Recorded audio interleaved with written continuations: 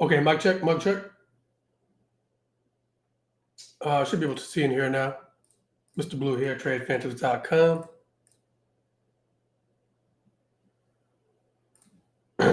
Can y'all hear? Mic check. Somebody let me know in the chat, just so and the audio is good.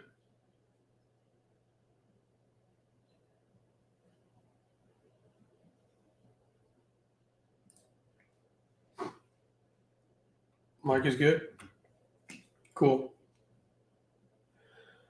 All right. Sorry for the delay. Everything was good. The Instagram, I guess, is not connecting. It's all good. We have much work to do, so let's dive in. Today's date, Tuesday, April 29th. I'm your guide, your host, Mr. Blue. And I will go over some pre-market prep.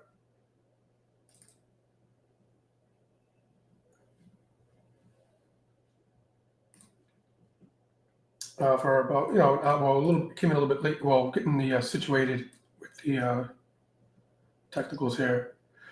So so TradePhantoms.com, demand and supply as a major institutional demand, institutional supply is a major backdrop of the strategy that we trade here. I bring this document up every morning for Phantoms members, and this is going to be something that we look at a lot, meaning that multiple time frame analysis, top-down approach, okay, starting with the higher time frames, monthly, weekly, and daily.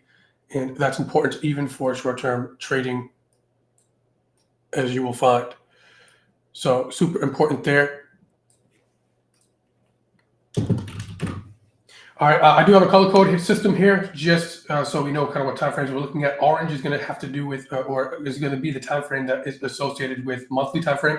Yellow is weekly, daily is blue.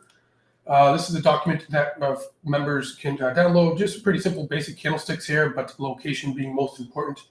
That's bullish candlesticks, bearish candlesticks, location being most important, typically in supply in the context of downtrends, followed by the almighty liquidity map here. And this is something extremely important that we look at almost every single day or go through. And I'll try my best to articulate this, even for YouTube here. Let's dive into the charts. But first, let's just see really briefly the news announcements that might be coming out potentially today, being Tuesday the 29th. And as you can see, it's pretty quiet for the most part, but we do have 10 a.m. Eastern Standard Time where Jolt's job opening Jolt's jobs opens are coming up at 10 a.m. Eastern Standard Time. That's important, and that's a good timestamp too, because that's going to be 30 minutes after the market opens, so that could affect some opening days range trades and plays. So of course we want to be aware of that. I am going to switch over into the Thinkorswim platform here, and I will start with the major 4 indexes being futures, even though we are looking at the higher time frames being monthly, weekly, and daily. Eric A, my guy. What is color code?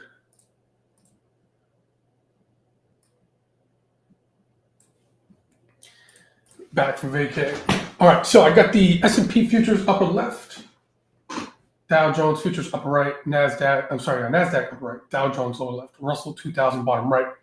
And I've been opening up the Dow Jones chart just for the reasons being that the chart is a bit just more cleaner. You'll notice as I go to the S&P futures and NASDAQ futures, I predominantly trade those two futures contracts in regard to the 4 indexes that all the notes and things of that nature are built on that. So it's hard to kind of see the clean chart. So for that reason, I'm using just Dow Jones as a proxy, okay, as a proxy. And that said, one thing it's kind of annoying about the Dow Jones, however, it's a bit relatively more weaker. Okay, so the NASDAQ and the S&P are kind of flirting with this level here. We're kind of classifying, I'm a little bit behind, so I'm going to kind of just go forward here.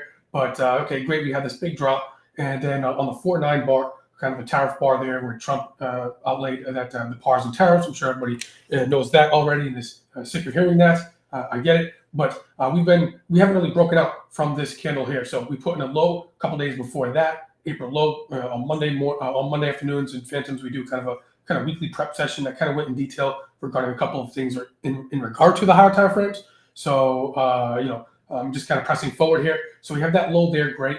We had orders of execution to how to manage this and what's going forward. Again, yesterday being Monday on that prep session for the week. And then we have this Trump bar high here, which is still going to be a level that still has not just yet been broken. Okay, so we'll see. Even in the S&Ps and the NASDAQ, it's flirting with breaking this kind of candle here level. All right, this was a previous March low, which inevitably broke, and we're kind of on a retest of that on the other side. Just basic technical analysis, right? So we're still kind of inside of that, and we're still kind of sifting through whether or not this market wants to pop here and come up to some higher levels here. Dow Jones, that would be what, 4,300 give or take. Okay, or maybe test this level or this level, and I made it clear to the Phantoms members that don't price out a new lower low in the event that happens. However, we could go higher before we potentially come back to mean reversion in mid. So we're kind of in the middle here, and traders are kind of looking at each other like, yeah, who's going to move first? Are we going to pop up, okay, and go into some supply up here? And we mentioned up here too, this would be a nice little area to potentially get into some bearish exposure, okay, or risk. And not to sound cheesy, but market's going to do three things: up, down, and sideways. So if it goes up, we have a plan. Kind of if it goes sideways, it's we have to adapt to that, and just understand that we're still within this range, sifting out kind of in the middle, and then we also can come lower, of course, and where we have levels, a couple levels down here that we're kind of looking at. I have that on the chart too, on the SPY and the SPX. So and real quick as well, just to make a note real quick on YouTube as well. So we dropped down about 20%. I just got kind of sneak over a fail trip here on the S&P 500 SPY. Just real quick, I'll keep a short story long. No, long story short. Markets dropped great 20%. Okay, 20%. We got to bounce. We got to bounce off these lows. Okay, we're about 14% off of those lows, which takes us from the highs about 10%. So we dropped 20, and right now, as it stands from the highs, all-time highs, and right now we're parked at about 10% down off said highs. So we made up about half of what that drop is, and that's what we've been making very clear with the Phantoms members. We're kind of like stuck in the middle here on a major kind of mean revert after we had that that big drop, that quick drop a short couple of weeks ago. Okay, so that kind of goes and segues right back into that we're kind of still in the middle of this range here, right? As mentioned. So going over to the S&P futures. Okay, as you can see, I'm sure y'all can see my screen a lot better now on YouTube. So hopefully that helps. No, don't want to revenge trade, brother. Hold strong, hold strong. I know you had a little bit of a tough week last week. It's all good. Stay focused. When these things happen, stay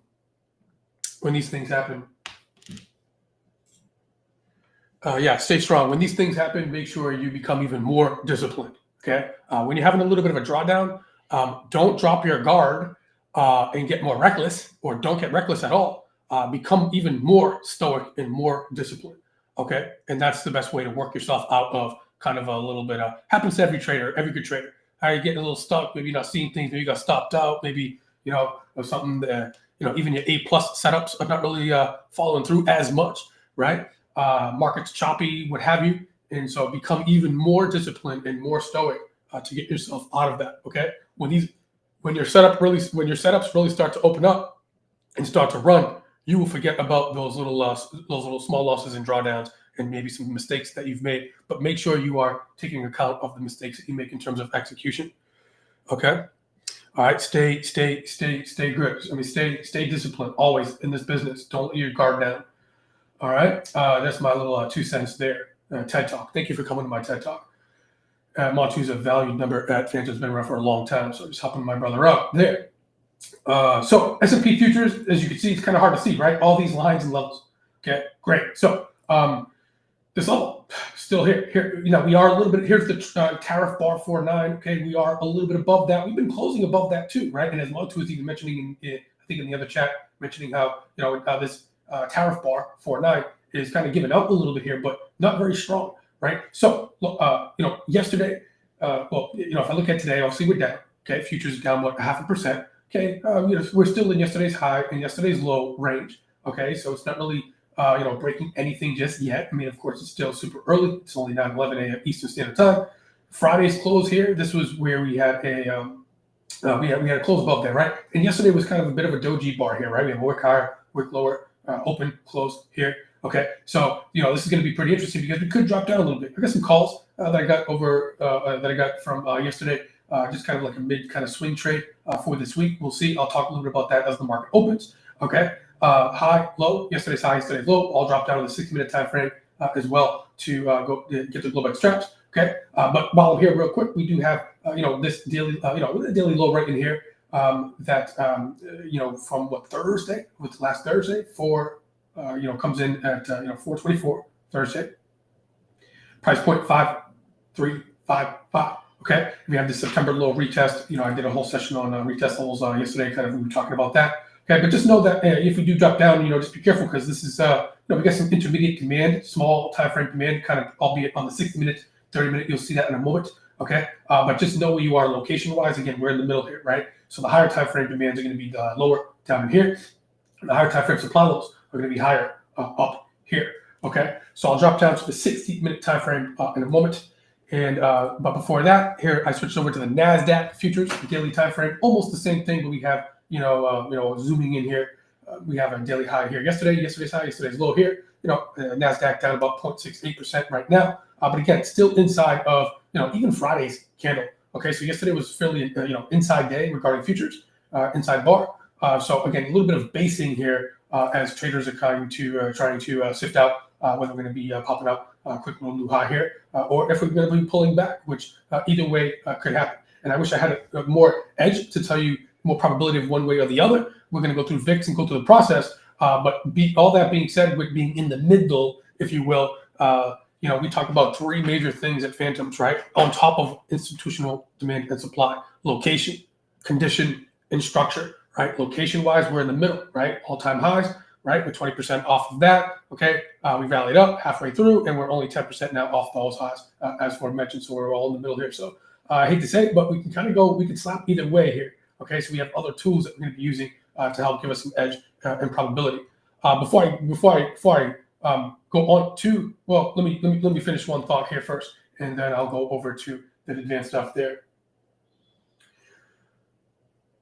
Okay, so that said, let me go to the smaller time frames here. All right, so for new folks on YouTube, got the monthly here, weekly here, daily here, monthly, weekly, daily, super important. Have the 60-minute time frame on the upper left here, 30-minute time frame bottom left here, followed by the 5, and then the 2-minute time frame here. So 60-minute, 1 hour, 35, and 2. Pop up in the 1 hour time frame, 60-minute time frame here. And one of the first things that we want to do is map out what's called our overnight Globex low, okay, which is about right here in Thinkorswim. This gray space here in Thinkorswim. S&P futures here gives us that overnight session. So here's the low of that said overnight session low as we are speaking right now. We are on. We just made a couple. We just made a low here, right? 55.21 ish. Okay, might be a couple ticks off. You can check your platform there.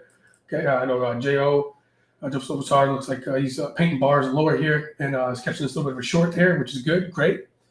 I got Globex high here.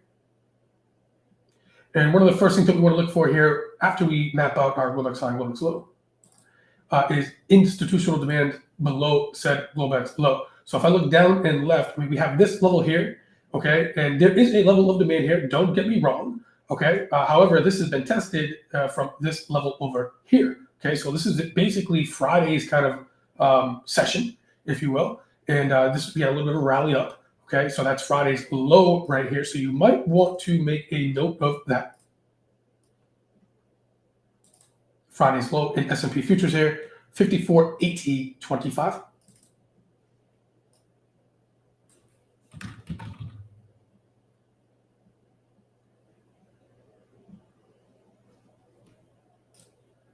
Okay, that's Friday's low. Now we also have yesterday's low being right here as well. Okay, yesterday's low being right here as well. So here's the Globex low as we speak right now. If we break the Globex low, we are coming into yesterday's low and potentially Friday's low as well to potentially have some kind of demand and or support, if you will, for this range that's been kind of getting put in for the past couple of days here. Okay, so even though that we are dropping, we have not really broken any intermediate. I'm on a 60-minute time frame, so albeit it's a very small time frame, we haven't broken any range just yet.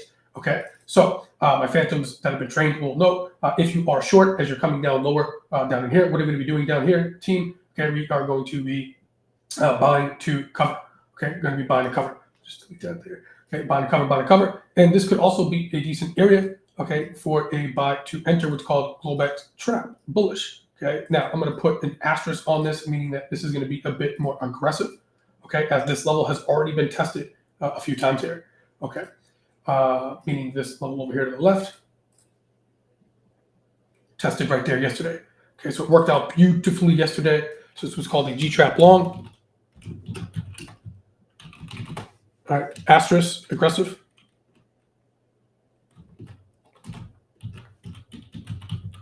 All right, we do cover what a Globex trap, and I spend a whole hour on sessions regarding this type of strategy. All right, so that comes in about what, 54.94, give or take. Okay, great. Okay, and therefore, if we do break this level, just be careful. I do see a little bit of a trap on trap down in here. There's a little rally-based rally right in there at 54.75, so be a little cautious of that right there. However, if this does really snap and close below here, and we can, fill this space in here, meaning what do I mean by space? Is this space and void right below there? We do have 54.11, rounding up 54.12, which we do have a nice little decent demand zone that we could also work off of for getting it's called G trap long. Okay, so if we do break that, we have a drop, right? Basing, nice little rally out of here, in which could provide, again, some demand for this market, at least temporarily, right? At least temporarily. Okay, so hopefully that makes sense. So pretty clean, right? Basically, for the most part, we got Globex low 55.20s. We got a G trap aggressive 54.94 with an emphasis on 54.80, which could be a liquidity sweep right below here. You might want to be aware of that as well. Okay, right below that 54.80, right below that daily low, you could have what's called a liquidity sweep. Okay, I don't have enough time right now to discuss this as I'm like super backed up. But my trained phantoms will know kind of how to operate on that. All right, and that could be also a form of a trap there as well. Okay. Now, if we do go higher, of course, I got just real quick, 56.75 up here in the S&P futures that would provide some supply up here. Okay, so just make a note of that. I'm going to be trading the open with y'all folks in here, and because it took a little time to get in here, try to get the Instagram to restream as well at the same time here. I owe y'all some time on the back end after market open. Okay, so I got that covered for y'all. All right, I'll stay in here a little bit longer here. All right, 56.75. Okay, so I'm going to switch over to the NASDAQ real quick because we got other things to cover. So I'll do NASDAQ a bit quicker because it's going to be extremely simpler. Not simpler, similar to S&P futures. So NASDAQ futures 1 hour time frame, Globex high here.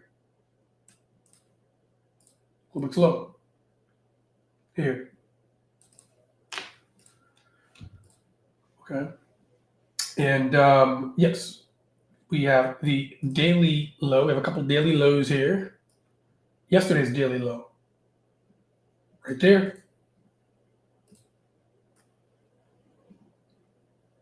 Friday's daily low here. So this level's been hit. So if I just put a box there of green to signify kind of demand there, if you can see that. Okay, everything that I just mentioned, the S&P could be the same for the NASDAQ. Okay, could see also a bit of a liquidity sweep right below that 19,200 level. Okay, trap some people who are trying to short down in here. Okay, trap them and get it back up into potentially range. Okay, I'm not saying the market's going to go higher off of this, but bit of a liquidity sweep down in here. So watch out. All right, you got to check what VIX and volatility is doing as we get down here, if that even happens. Okay.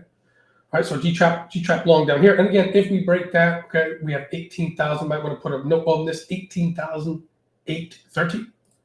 And that is a decent level of demand down here where, of course, markets, NASDAQ futures here, put in a nice little move off of that. Okay, that was last Thursday. All right. Phantoms teams on Thursday. I made an extra room with the folks last week, and we caught this whole move up on SPYs and S&Ps. It was easy day. If we go higher, I got 20,000. Keep it long story short here. 20,000 again. It's up here, so there's a level up here. Okay, so that's kind of what I'm looking at in the event that the NASDAQ futures get up to that 20,000 handle, with an emphasis on a bit of a sweep, potentially at 20,200, right above that daily high there as well. Okay. Gold futures, gold's been on fire. All right, monthly, weekly, daily. We are closing a month, a couple of days here, right? So today and tomorrow is the last trading date of April. And then we got May 1st on Thursday. So make sure you're updating your monthly candles, closes, how the bar close, location-wise, all that kind of stuff, right? Super important. This is gold futures, monthly, weekly, daily. Gold has been basing, right? So we've been massive rally up on gold. Needed to calm down a bit, started to get on 2 standard deviations on the monthlies and the weeklies and even the dailies up here. So that's how you know you got to calm down a little bit here. So we're in a just a pullback phase right now on gold, well needed. Inside bar, so it's been on inside day for quite some time now. 1, 2, 3. This is the kind of 4th day, if you will, in between inside of the April 23rd candle right here. So inside day. So just be careful with this. All right. Now emphasis on the breakouts at the upside because, of course, monthly, weekly, daily uptrend, uptrend, uptrend. However, if you noticed last week, we do have a little bit of a topping tail put in there. All right. Now, albeit gold has been a massive bullish condition, right, and trend. Okay. So we could easily break this mother bar and grind higher and slap higher. Okay. However, I am emphasizing that we could kind of come down a bit more deeper and rebalance on the weeklies, especially given that weekly topping bar there. We would need to break this weekly low here in order to dip down deeper into some demand down in here. At some point, that is going to happen. The question is it going to happen on this base break? However, I do have this impulse right below this little basing mother bar candle here, inside bar setup. So there is some demand right below, even on the daily time frame. So it might be a little more difficult to get down into here in the short term. Okay. But if we do break this mother bar lower, just down and look left, beware traders, right? Because you have impulse, basic impulse, and that's a nice daily IBI right there, institutional level demand with the confluence of the 20 period moving average. And that thing has just been working like a charm there. We can go a little bit below a 20 period moving average. Okay. We just use that to help filter out some trends. Okay. So just be aware of what's below it. Okay, and of course, the path of least resistance, if you will. Now, I don't mean resistance as like supply in a resistance zone. Just I'm talking about pushback, right? The path of least resistance is going to be up, right? Gold can easily just continue to pop, pop, pop. Okay. Let's switch over into. Actually, hold on, give me a second here. What screen? I changed my screens.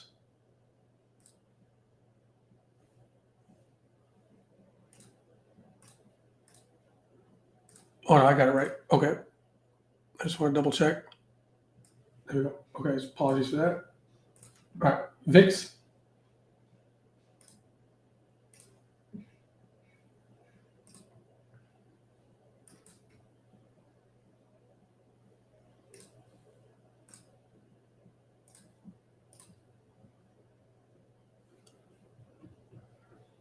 All right, so we got VIX.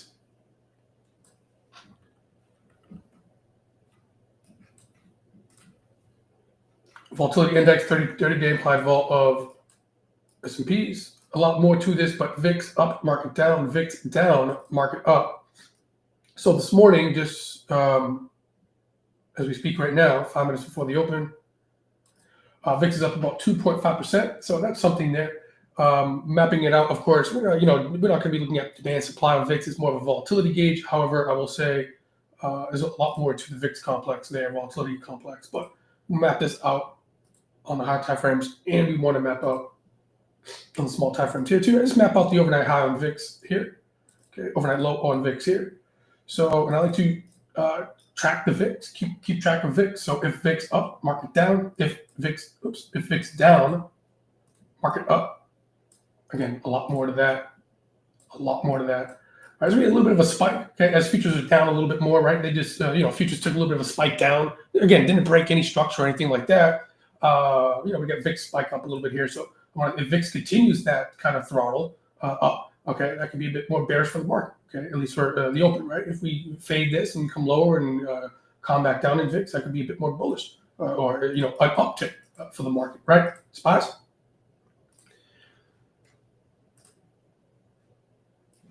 Weekly time frame on the left, daily time frame on the right. Spies, noteworthy. Last week's close, bit of a positive COG bar right there. We talked about that yesterday. Okay, that weekly bar right there. So see if that can kind of catapult this market to kind of pump up a little bit here. Yesterday, doji bar close for the most part. Got daily time frame on the right, weekly on the left. All right, slight gap down. All right, yesterday's high, yesterday's low in blue, right? If you remember the color code. All right, yesterday's high, yesterday's low, great. Slight gap down, inside gap again. So I'm going to be looking at this level down in here, yesterday's low and Friday's low, even in very similarly to the S&P futures to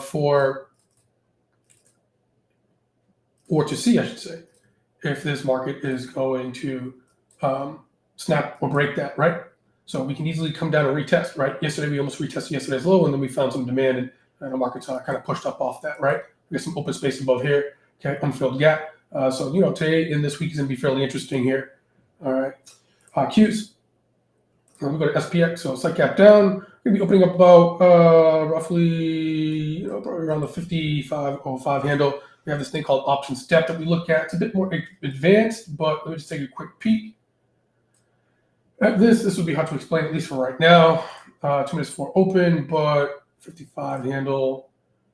What 50? Where are we? 55. So we do have some decent positive gamma node here at 5,500.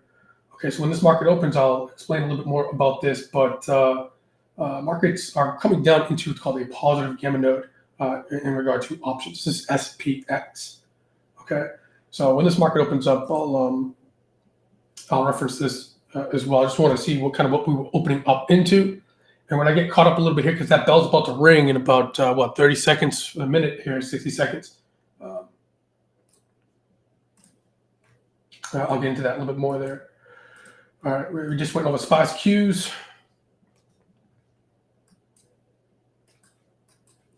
Slight gap down, weekly on the left, daily on the right. All right, so mapping out. You see a lot of orange, yellows, and blues, monthly, weekly, dailies. All right, slight gap down. Again, inside gap.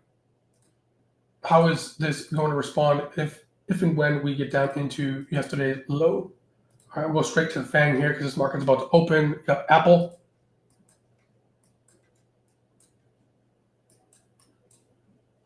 Slight gap down. Again, doji bar has not broke the, and it hasn't broken any range or anything like that, right? So the past 2 weeks have been kind of inside. A little bit too late now. Amazon does have upside gap down, so Amazon is a bit more weaker off the open there. AVGO inside gap, no big deal. Google a bit more weaker as well. Tesla, not much of a gap there. Microsoft hanging out. Meta has been a little bit more relative weaker. We're getting NVIDIA inside gap. All right, let me get a peek at internals real quick. I'm going to drop down over here to a small time frame. Just set this up.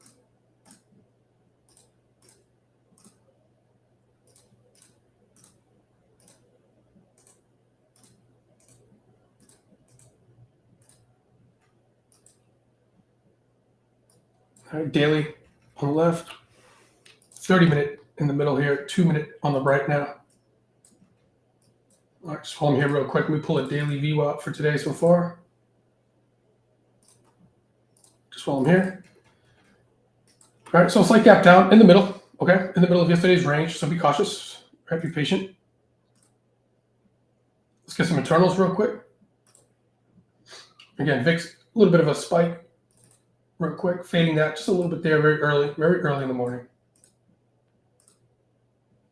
Advanced declines below zero line, negative 700, on a bit of an uptick. Okay, so we want to see how that kind of unravels. Not extreme, positive or negative 2,000 would be extreme. So a negative 700, not super extreme there. Vol-D, volume ratio on the New York Stock Exchange, difference volume up versus down, slightly down, not extreme. Positive, negative 3 would be more extreme case. This is the first bar off open. This is yesterday's, right? So we'll see how that unravels. All right, high emphasis on the VIX there. All right, so we got Tesla. We had a beautiful trade on Tesla last Friday for that squeeze. Today, not quite just yet. Let me make sure option step is rolling here. All right, so here's the open on options depth. And as I mentioned, let me just see something real quick. Zooming in on this.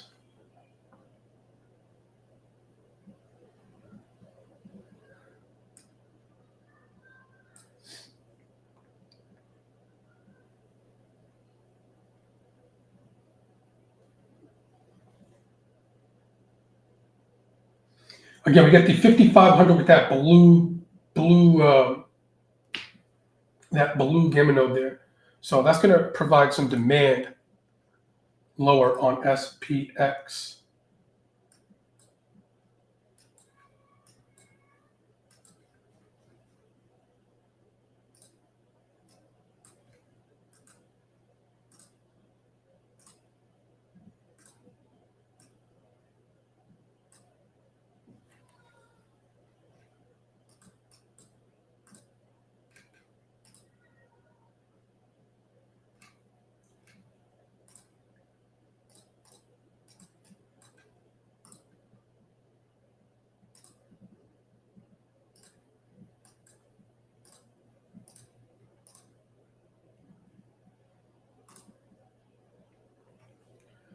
So Amazon had a gap down, but green bar up off open so far.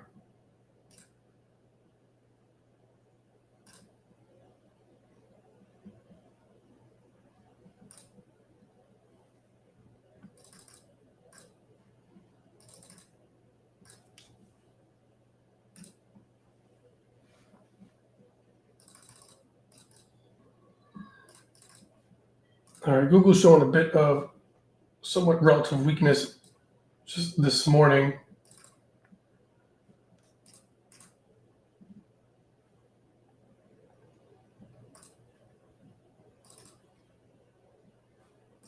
But still inside its range. But we do have a potential nasty 5-minute bar, wide range bar off open here taking place. So Google puts might be, if Google puts bearish for bearish exposure, could be on the dock here potentially. Other FANG stocks, we have some slight gap downs. This is a percent change from yesterday's close, but this is percent change off open. So let's give me the candle here, the candle off open. So there's some slight gap down, but right now we're holding a little bit of green bar very early. We get some wick up here. Look at the 30-minute, the 60-minute, 30-minute, 5-minute, 2-minute here.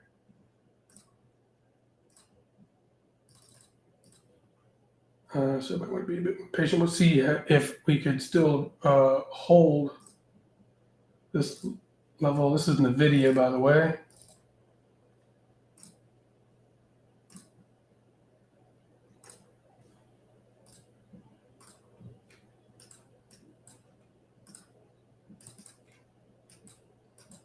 All right, so again, I got the one. I got the daily here. I got the 30-minute here. So Apple's kind of tagging somewhat of a intermediate, albeit demand zone right here, holding above its VWAP.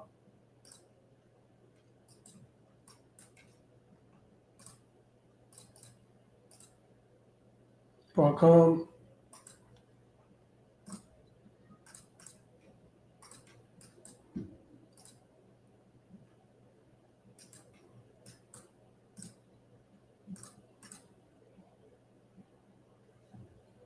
Is it delayed? That's not great. Excuse me.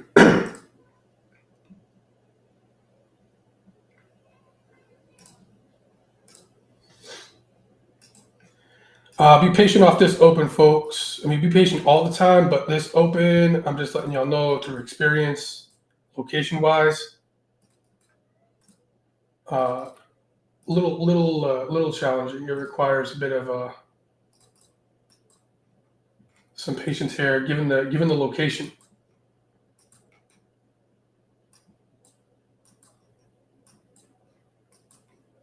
All right, first 15 minutes of the day here, SPY, right? This is what's called opening days range. We haven't hit that yet. So you can always just be patient on that. So you can see, yesterday we have a bit of a doji bar in this kind of middle of the ground here. So just be patient. You want edge. All right, you got to deploy. You got to know when to deploy risk and when to kind of sit on your hands. All right, and as you can see, daily time frame, we're just in the middle of the middle of the middle, unfortunately. So we got to be a bit patient here, okay?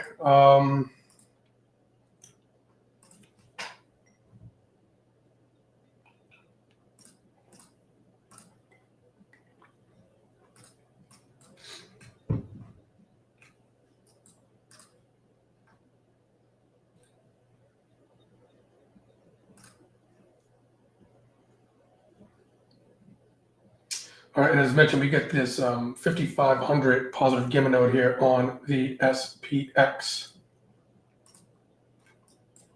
So that is providing some demand down there.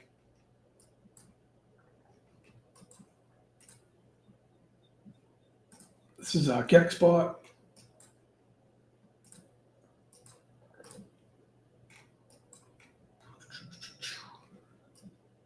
So yeah, you can even see GEX on vol. Oh, this is 90 day. Let me get my facts straight here. Volume and OI. Get a little bit of positive GEX.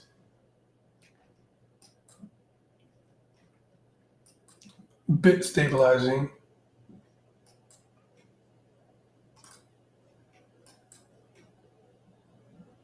$54.80 is going to be a hit point in the event that 5,500 does potentially give out a bit there.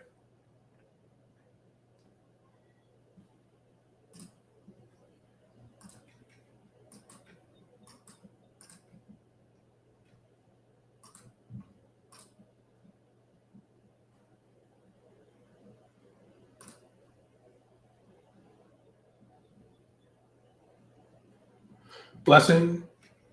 It's one of your rules. Yeah. Let things kind of there's some track. Sometimes it's great first 15 minutes, but oftentimes, it can be quite, and you know this, it can be quite choppy and kind of fakies and things like that. So on a morning like today, for sure, definitely want to be a bit patient. Okay, even on steroids, right? Apple is showing some relative strength. Nice little pop up here on Apple, I will say.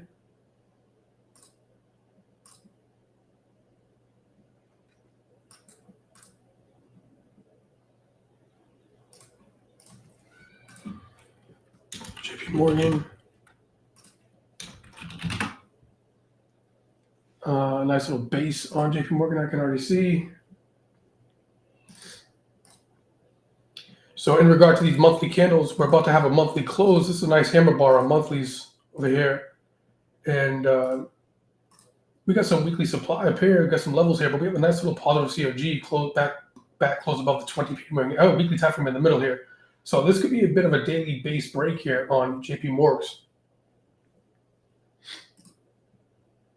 All right, and on the 60 and the 30 here, it's coming out of what we call the buy zone here. Demand rising 20, rising 50. So JP Morgan, albeit it does have some supply to the left, it's been tagged, and we have a major basing here. Y'all see that? So it could be intuitive of a base break to the upside. This morning, wide range bar off open here.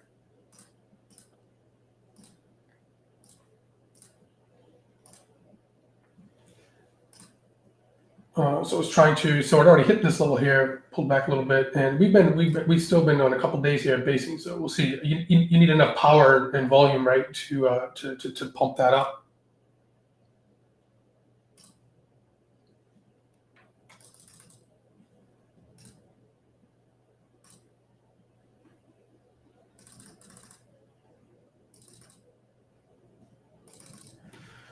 Okay, so let's see.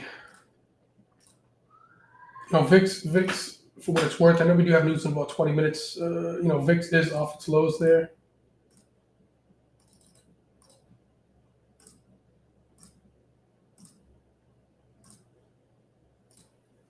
And let me just check S&P Futures real quick.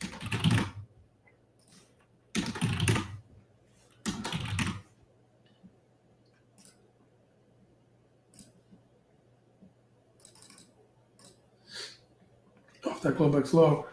So we're still coming up into this red bar here.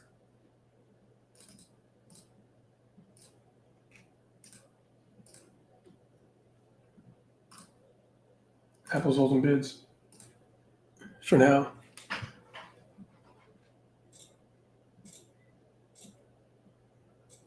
So some mornings I'm in, and you'll see me even on YouTube if you're tracking the channel.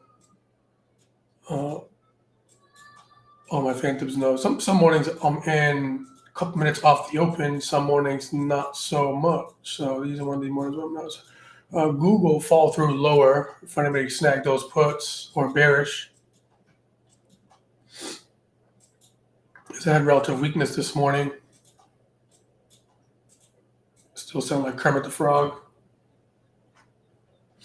Sick.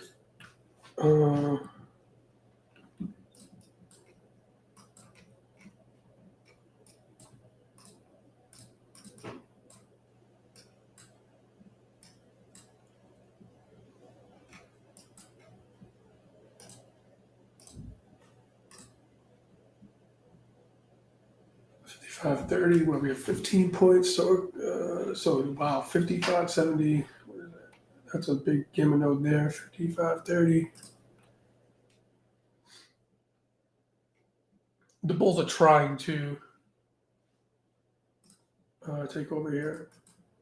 All right, we do have a positive COG here. We already have a VWAP test.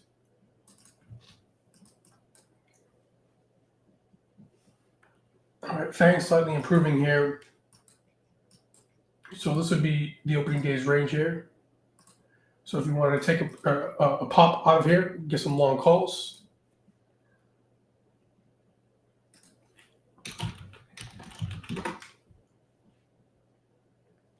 Futures are added to VWAP, so daily VWAP, which is not ideal. And coming back into kind of mid-range of overnight.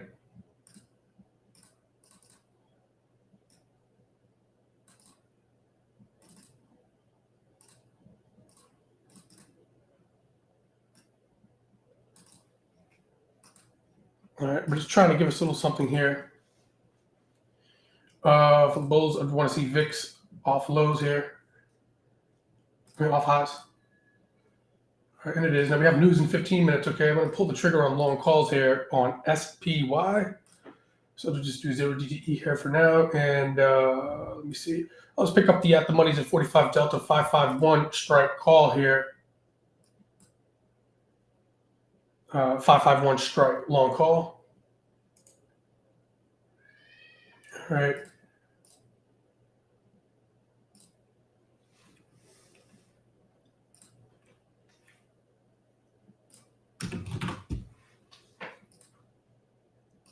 This is the premium chart, the premium here.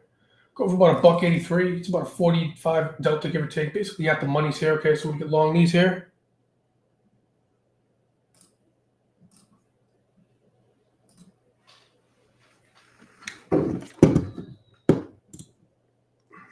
I'll get this in my other account.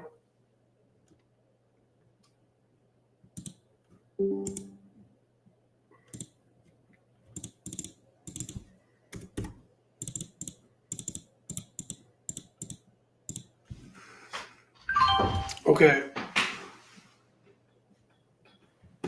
All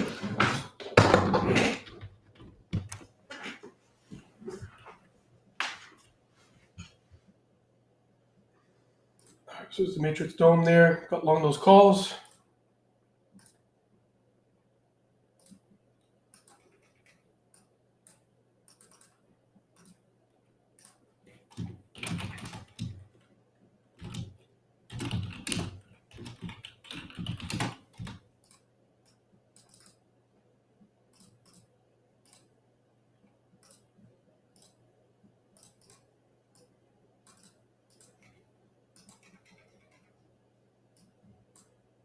All right, here's yesterday's close. A little bit of a gap fill here. Maybe you can scale out a bit there just for a quick little scalp. Again, we got news in about 13 minutes here.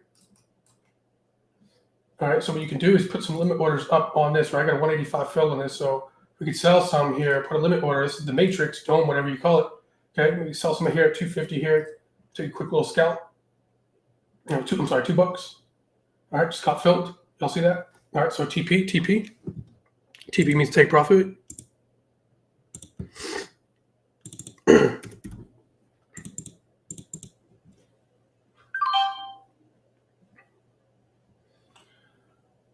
All right, so these contracts are going for about 212 now.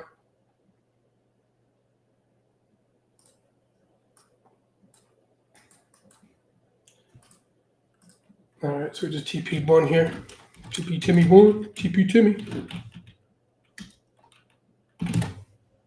He's take profit.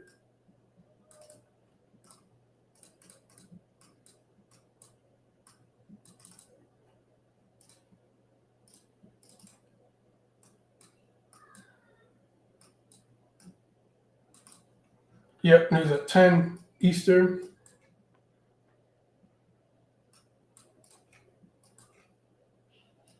So blue buy, red sell, gray opening day's range, first 15 minutes. All right, quick little scalp there, still in. Let's continue. Filled the gap, which was a slight gap, nothing crazy there. Hey, David T. Is that Super Dave, brother? Is that Super Dave? Is that you, bro?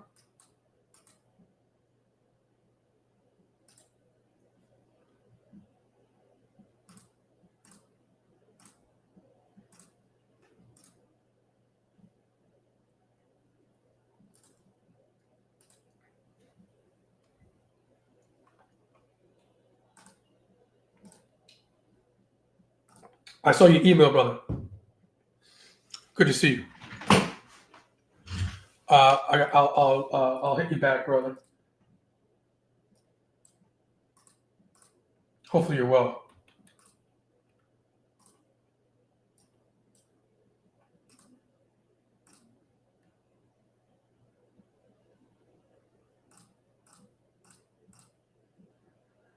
Oh, he's back in Phantoms officially. I'll check, but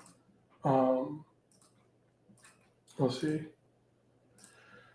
All right, 10 minutes from news. If you want to scale out a bit more of this, you could. I mean, it's a small little trade. I mean, nothing crazy is happening here. I'm going to unload some more here, but not a big trade here by any stretch. All right, just got a little bit of a spike. All right, now getting the spike here. All right, TP. Okay. TP.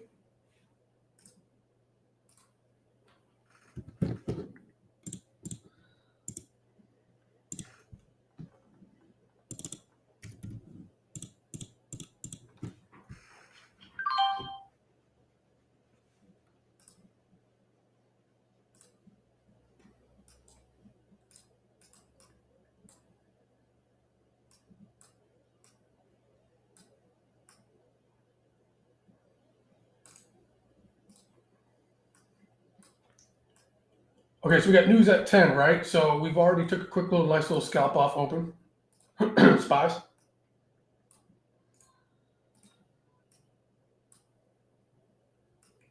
And So your size should be decently reduced. I mean, it's not a big trade by any means, right? But off this open, pretty decent, right?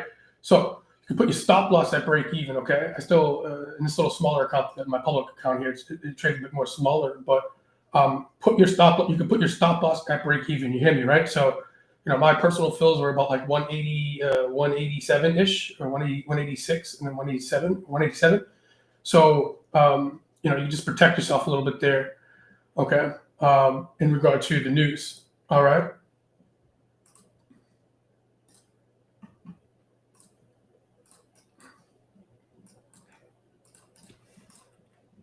All right, so let me just make a note there real quick. Stop loss break even.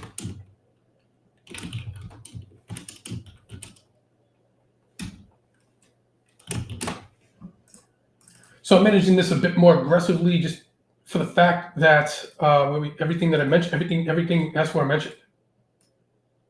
Location, condition, and things like that, right? Why does this do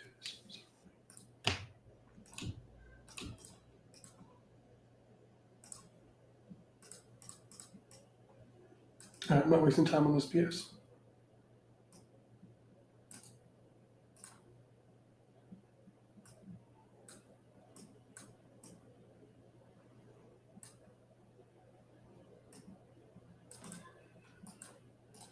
All right.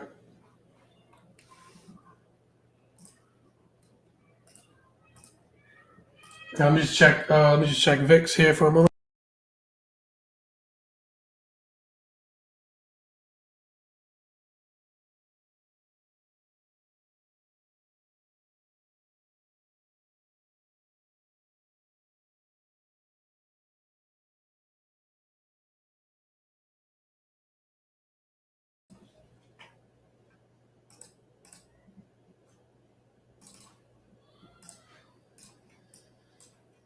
And I'd like to press a little bit.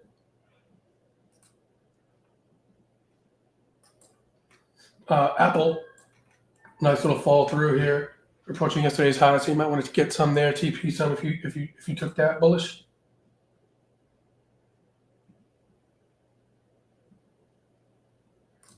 Yeah, Neil. Yes, sir. Going through phantoms, things slow down because you're looking at more controlled chaos, patience, discipline, setups. No guessing, hoping, wishy-washy, failing, Russian roulette, put it all on green or red kind of style. No, you're not going to get that from phantoms, right? So professional edge-based setups.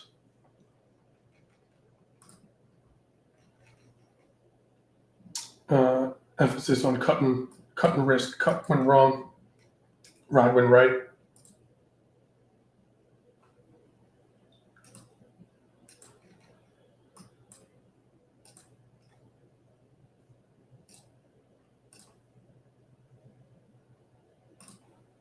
So Apple really followed through there. Now, it's not a massive breakout day or anything like that. It's still super early, of course, right? But in regard to just off the open, Apple was the winner. This is going to hold some bids there for Apple too. I'm going to hold some bids potentially for SPYs and Qs, S&Ps,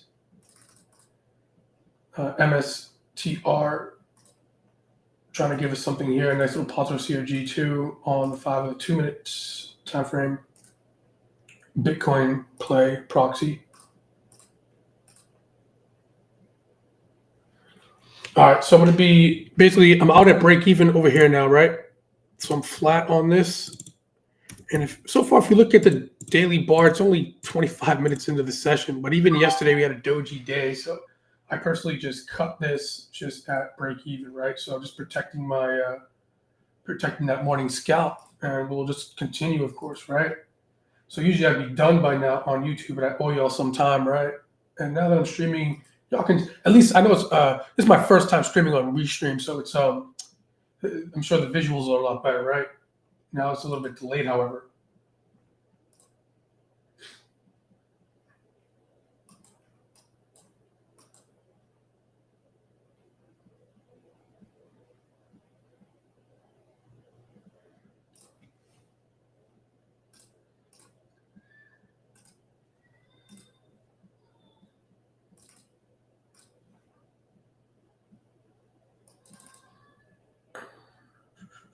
MSTR.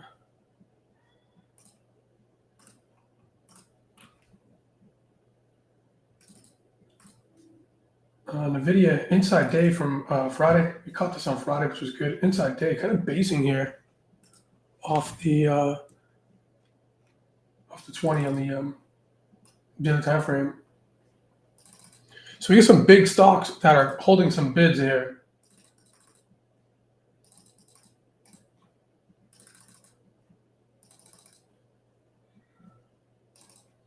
At least almost 30 minutes into the open.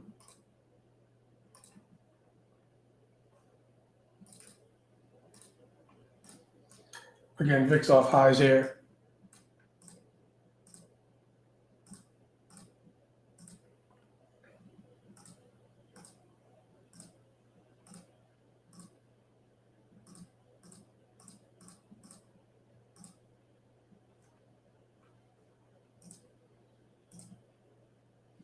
See volumes up, down, up, down, up, down. So this is what we're dealing with a little bit here.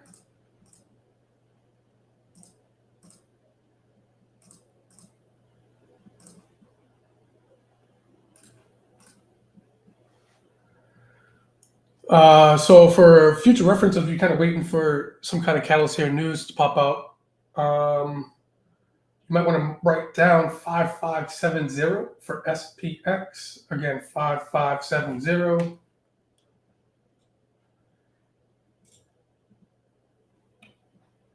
Wow, Eric, really? 28 seconds? That's a long time in trading world.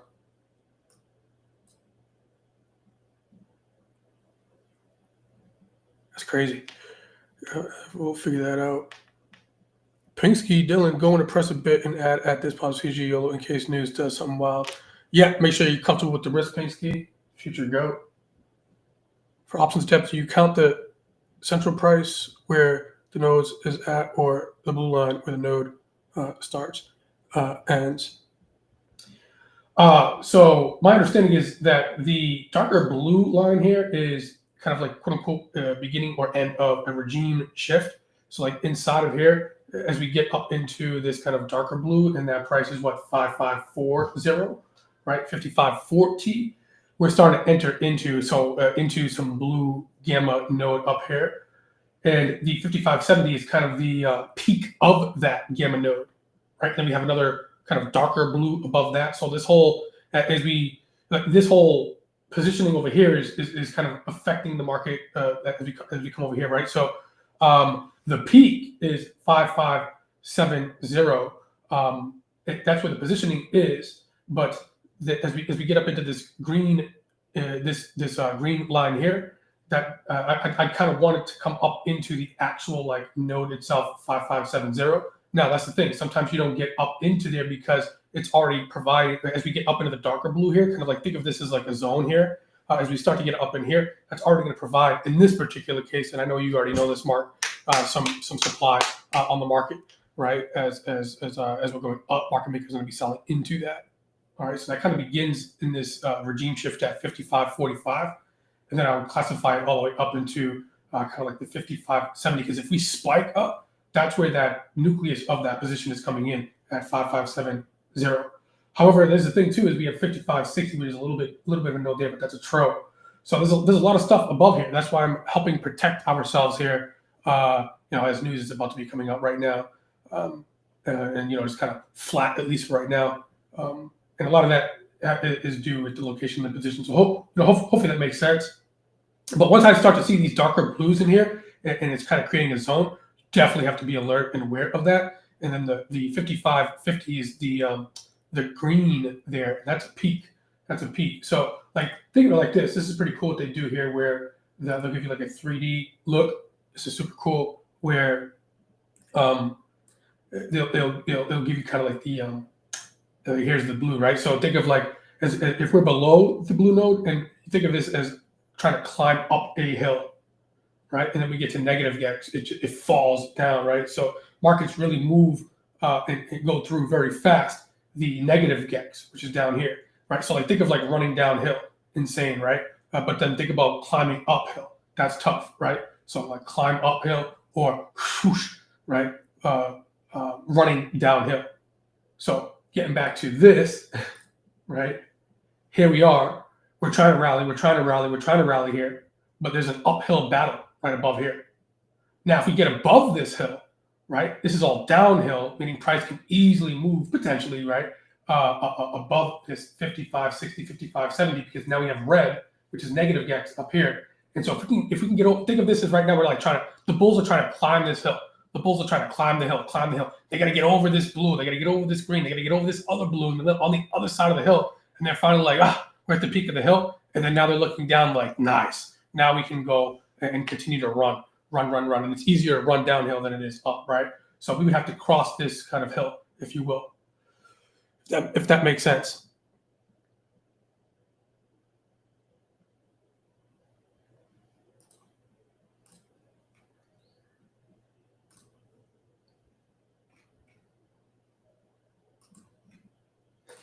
There we go. We got some Phantoms members in here. TP some NVIDIA. There you go. Indeed, you got equal to a new high. NVIDIA's playing ball today. I like it. Now it's post news, right? So you can see the S&Ps, NASDAQ not doing much off that news. Still very early. NVIDIA, Tesla, definitely in play.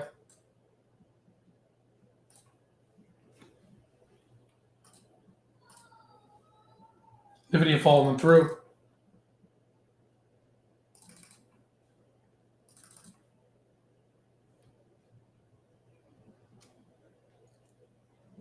And I like this Tesla candle that just got put in here. It's not as trappy as it was on Friday. We got a monster trade off Tesla. Best trade of the week. I do like this, a little bit of a trap bar here, right? Red bar here, trap, back, positive COG, close back above daily VWAP. So there could be some stuff that, we can work on Tesla here.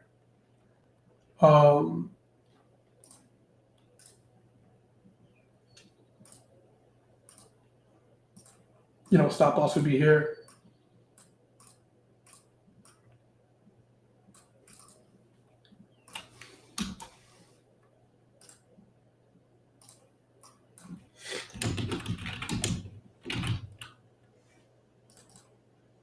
All right, so if I were to pick up some calls in Tessie here.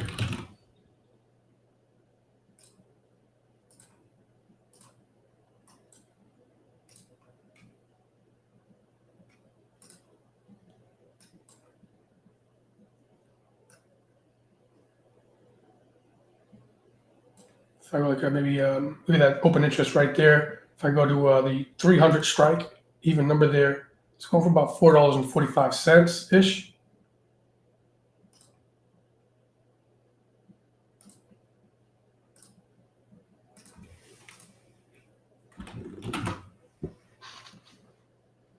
Now, Fang is not screaming to the upside here.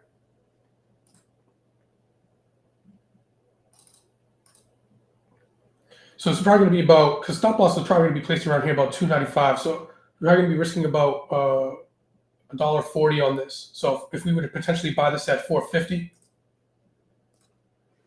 or 445, stop loss is going to be about 295.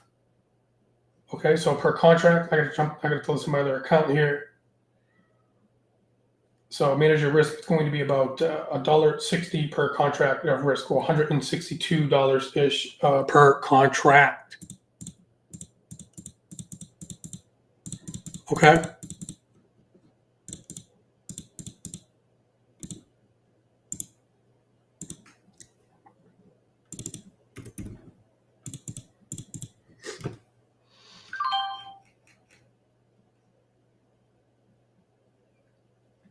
All right, so long calls. Tesla, they're printing here.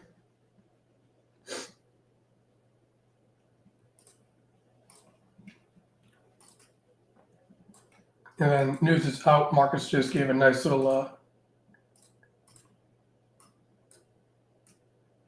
hammer wick there, hammer time.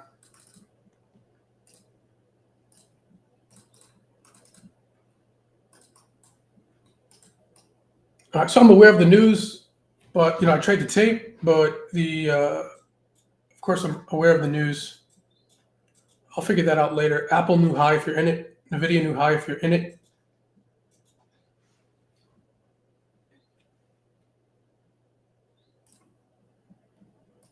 All right, just locked in Tesla. Now, for the group, we are already long SPYs too from yesterday. So we're getting this move in the swing side of things as well. All right, I'm going to go ahead and take some profit on Tesla here on this new high.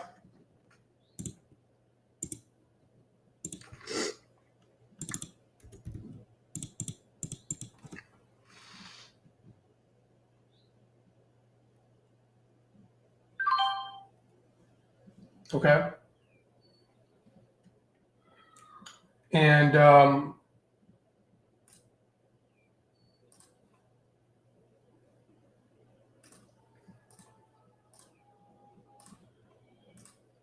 we got some swing long calls yesterday on SPYs. They are a profitable team if you wanted to scale out of some here. All right, picked up to 554 for Wednesday's expiration. If you wanted to scale out, those would be the ones that I would scale out first if you wanted to TP or take some profit on those, because that's Wednesday's expiration. We also grabbed Friday's expiration. Okay, and as you can see, these are up as well. And these ones, because this has more theta decay to it or has more time until expiration, you could ride these ones a bit more. All right, just because this one is Friday's expiration, okay, as opposed to Wednesday's expiration.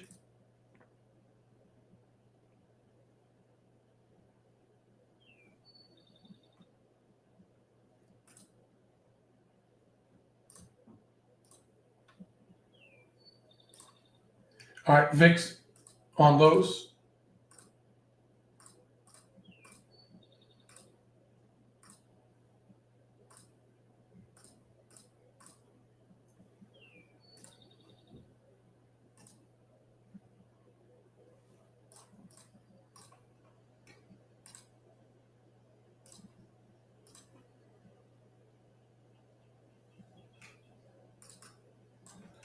All right, just TP some Tesla.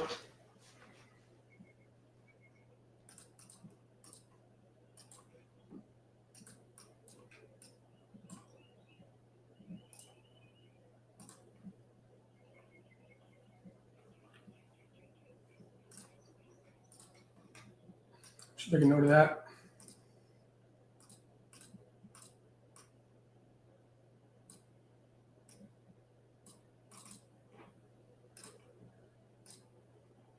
Yeah, this hasn't broken out of anything, right? So in regard to most things there, SPY is kind of poking above yesterday's high.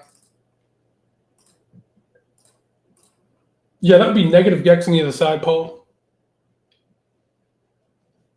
We have a lot of uphill battle to climb before we get over it.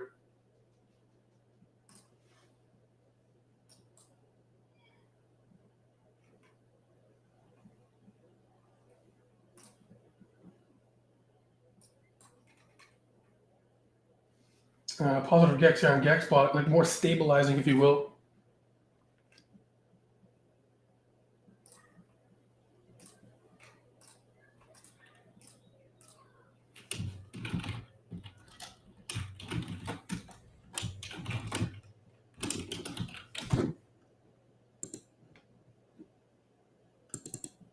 Most sectors green. VIX at or around lows.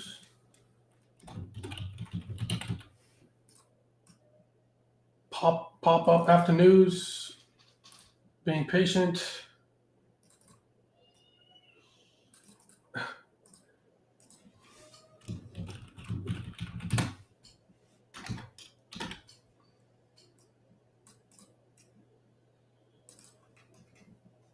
All right, we got a 30-minute bar. We're, got a daily time frame over here. Got a 30-minute here, so we could paint some bars now. My phantoms will know what that is.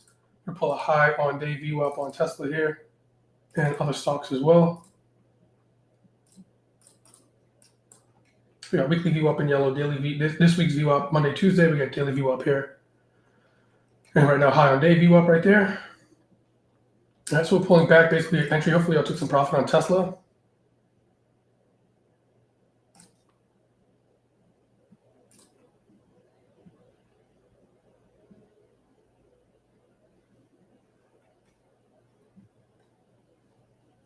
All right.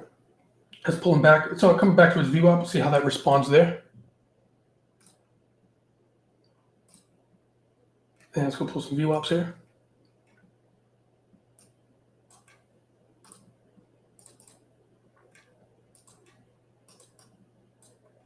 All right, we have this thing called painting bars. Let me do an SPX just because there's less notes on SPX right now. Excuse me, hold on. Let me clear my nose real quick. Still battling this pesky cold. Hold on. I'm going to clear my nose. I sound like Kermit too much.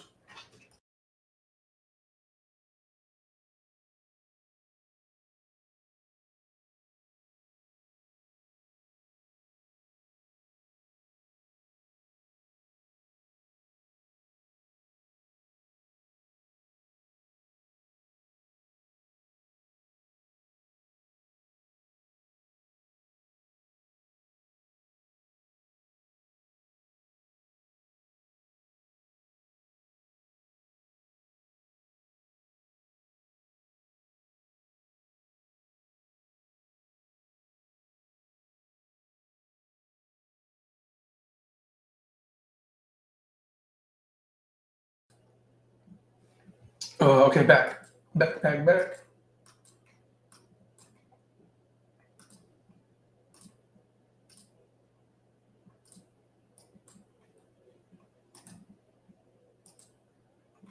Just pulling high day VWAP. Again, I left off here kind of. First 30-minute bar print is a 10:13 a.m. Eastern Standard Time here.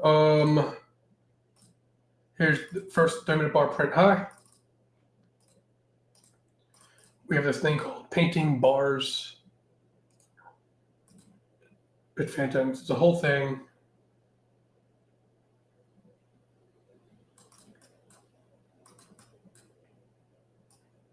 And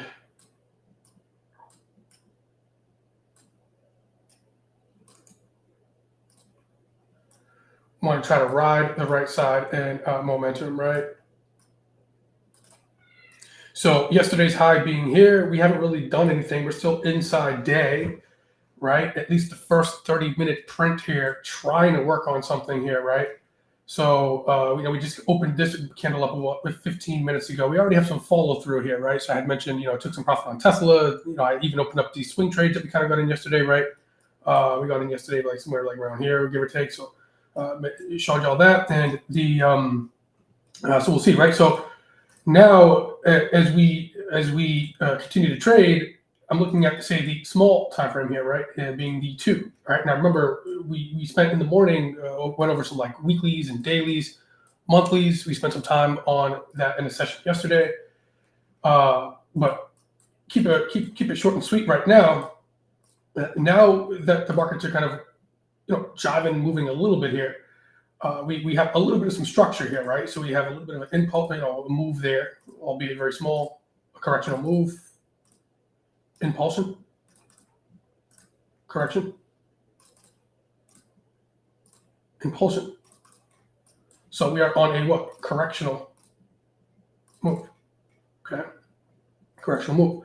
Now this leaves what's called a very small time frame, only a 2-minute time frame. This leaves what's called a level in control, right here. It's also where we have daily VWAP for the day. Okay, it's also where we have this week's VWAP, which is going to be pinned and left, pinned on Monday, which is Monday, the open of the week. I'm gonna leave that on for the remainder of this week.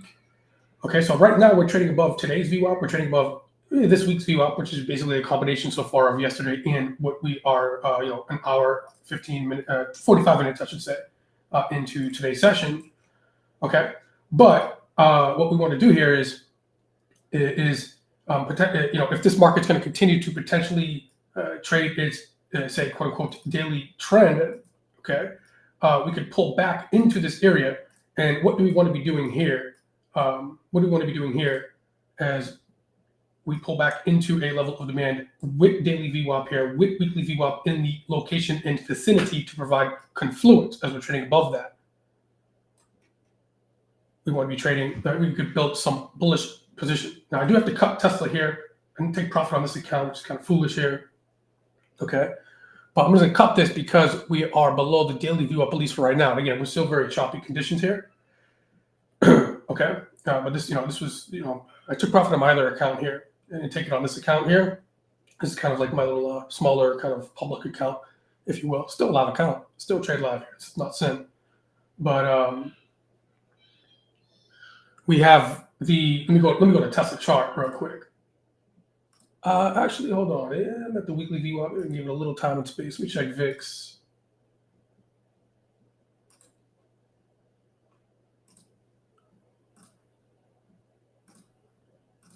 I'll have to cut and rebalance anyways. Oh, be a little bit patient on it, I guess. VIX is off its highs, is it? Off its lows? It's off its lows. But Tesla's at the weekly VWAP, and I'm going to give it some time and space because it didn't break this level yet. Okay, so that was just what I was talking about in the S&Ps. So you want to have rules with objectives here. Okay, so that being said, I'm going to put my stop loss as originally planned down here anyways. Now, this already TP'd 1 here. Now, it's not the greatest risk reward ratio right now because, market's not really moving that much here, right? So let's put my stop loss down here, 295 or 289, I should say. All right, and let it go.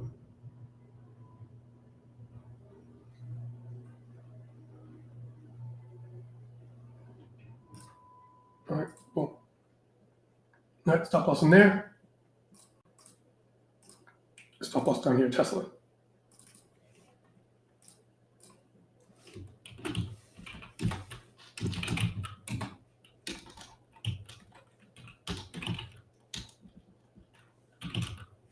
Okay.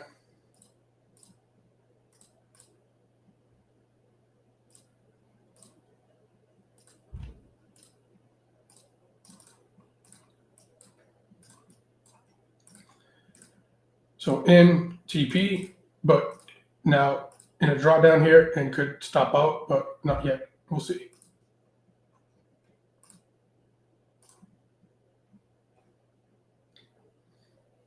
All right, so what I was mentioning here is we're pulling back into this demand area, right? At least intraday. Okay. And this is where you'd want to potentially build some bullish position or exposure.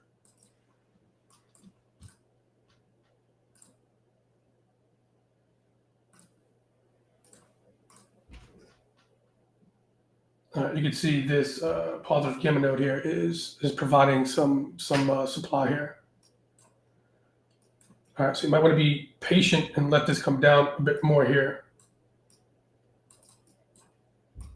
All right, also got the fade view up. One thing that we have to watch out for, but usually it'll happen if you break a daily high or something like that. If this is going to be a bull trap, you can't get bull trap, but you can't get married to that idea, at least for right now. All right, VIX is going to be an extremely important component of this as well. But VIX is just it's just hanging out a little bit here. Nothing too extreme. Nothing's at extremes right now at the moment, folks.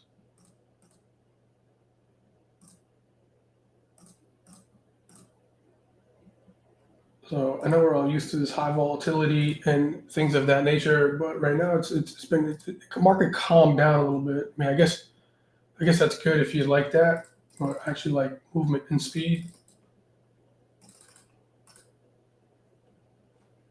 But today doesn't really jump out on any radar here.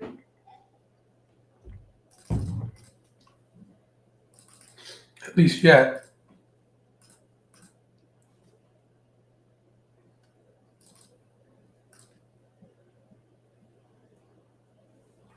IWM.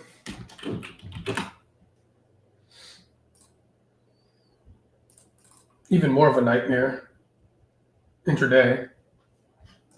Small caps are tough right now.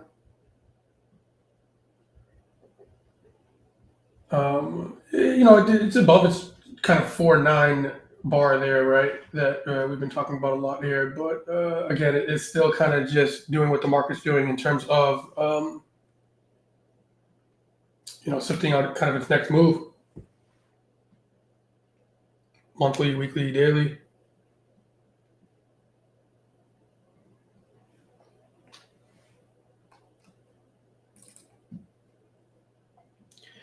All right, Tesla just got stopped out. We hit a target. Let me stop out over here.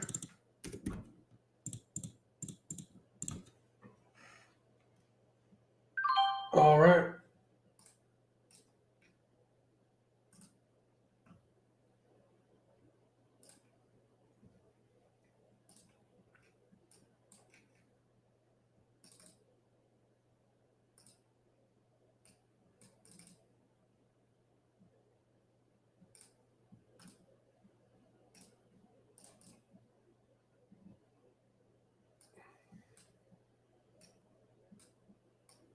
So hit one target, then I stopped out.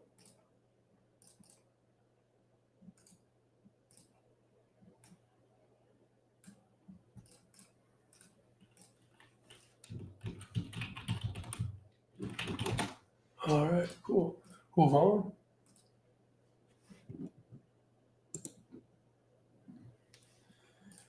VIX on a little bit of an uptick.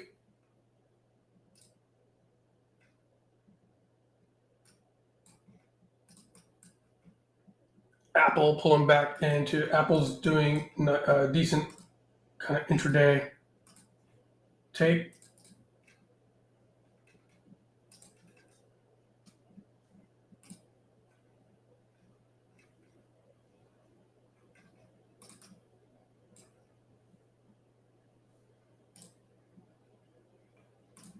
All right, now this is still a pullback.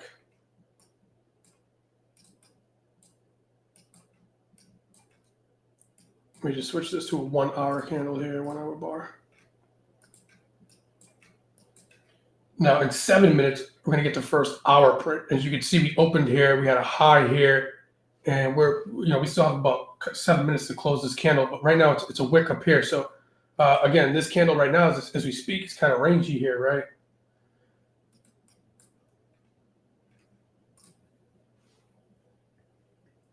All right, we have a little bit of a, so this thing might have some space here, maybe potentially, because since we're below its daily VWAP, we could potentially get down to 5,500 here. But it's so mid location wise, it's kind of annoying. If you wanted to try to ride momentum, you could use this bar to work on that. However, we're below daily VWAP. We have this weekly VWAP right there and kind of mid location. So you might be taking on some risk for that. So I play this fairly tight and use this as a stop loss mechanism here.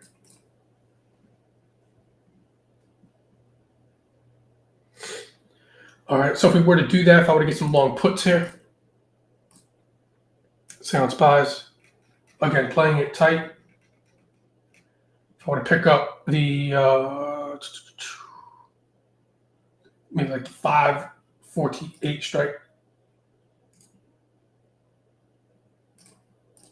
take that premium out of Tesla, put it on the put side here. I typically would like this to be below weekly VWAP as well, at least at a minimum here. Now, VIX is not screaming.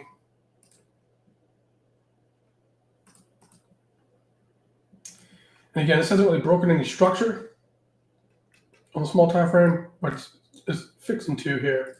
All right, so if I pick up this here, the 548 long put,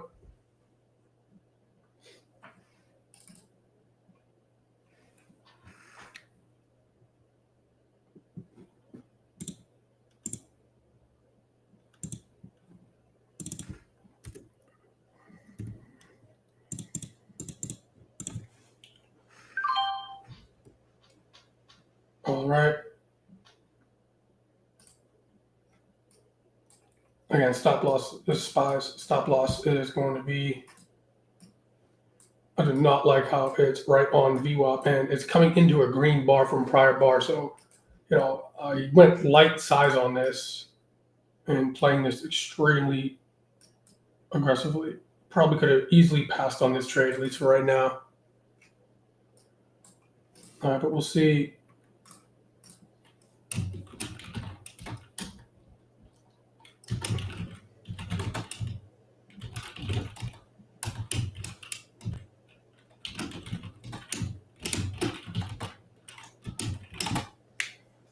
All right.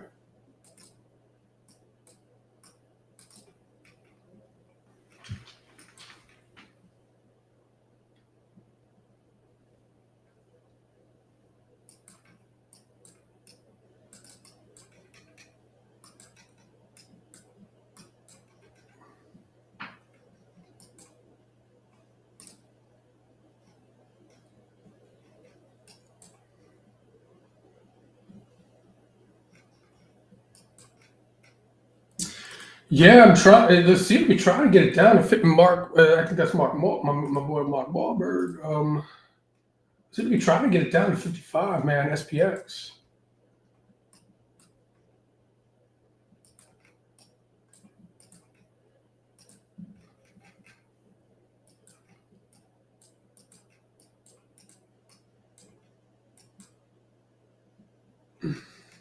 Right. So SPX daily low so far is here, 55 handle. So 55, we have that decent gamma node there. It's not super strong. You can see up here it was stronger, right? So thank God Mark asked me that question there because see how we got into that positive Gex node there. That provided some supply if you know how options work. All right, and we have classes here. So and you see these puts, you know, even though we're taking a little bit of a move down, these puts are not printing as much. So you want to see this pump here, but you know it's still early on this.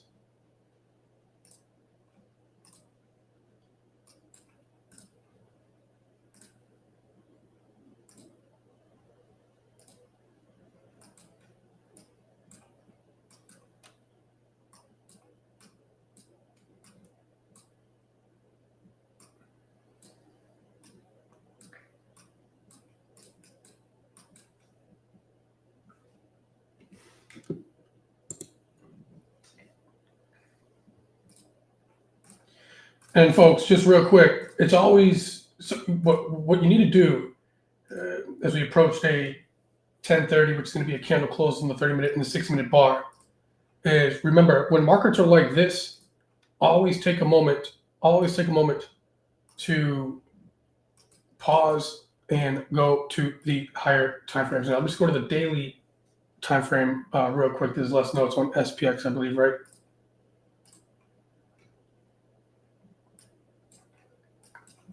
Well, not quite. There's some lines here, right? Let me I can redo this easily. It's just a couple of arrows. Always take time to look at the higher time frame because it's very choppy right now, right? It's very choppy right now. You see this wicks and things, right? So look at the daily time frame now, albeit it's only an hour into today's session. Okay, but yesterday an amazing breakout day. There's no candle here. This is SPX. There's no candle here. We opened, we had a high, we had a low, and we closed right where we basically opened. Doji bar. Okay, now albeit it's early, right? And so right now we're still inside of that, and you know we moved higher. Now we're trying to move a little bit more lower. No follow through. Okay, we'll see. So now, so as a trader, what are we trying to do? I mean, we're trying to trade movement and momentum, right? Now, some of y'all folks, I see a lot of phantoms in here. There's some days that right off the open market just go, it flows, it's moving, it's jiving, we're adding, we're subtracting, we're adding, we're subtracting, we're multiplying, we're dividing, we're moving, right? Right now, I mean, it's almost equivalent to almost like a coin flip, right? And so that's not where. And then so what do you do in that particular case? Well, you refer to the higher time frames, okay? And right now, even this short is not great either because we have what last week's close. We have a positive, what's called a positive COG, right? A positive COG, and so based on last week's close. Okay, the buyers took out the sellers here, trying to absorb that 4-9 Trump bar there, or tariff bar there. And so far it's Monday. It's only Tuesday, an hour in, and you know we have to go fall through off of that. All right, so if I'm looking at last week's close, it's going to be a bit more bullish. Last week's close, right? And I'm looking at this is what one thing that I didn't like about this bearish trade is that here's yesterday's VWAP, this week's VWAP. But where's my last week's VWAP? My last week VWAP should be down here, right? So it started last Monday, 21st of April, right? And so like we're trading above that. So too.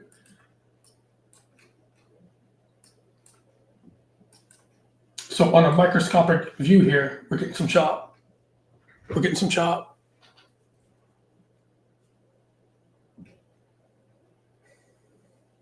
All right, let the bar close. Take it bar by bar.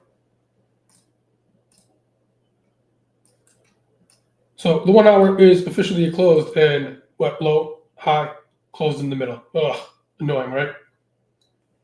30-minute bar. did give us a bit of a red bar close with a wick up here. So there is so to support the bearish case, at least for right now, for the next maybe hour or two, if so, or overall, we struggled to close above last week's high. Y'all see that right here? See that last week's high yellow? Right, this is last week's high. So far this week, you see these wicks. Have we closed above last week's high yet? Yes or yay or nay?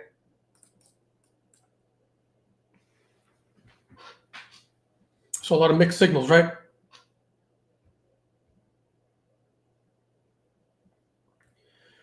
Right. Right. So I mean, we'll see. Now, today later, if you're going to be continuing the trade,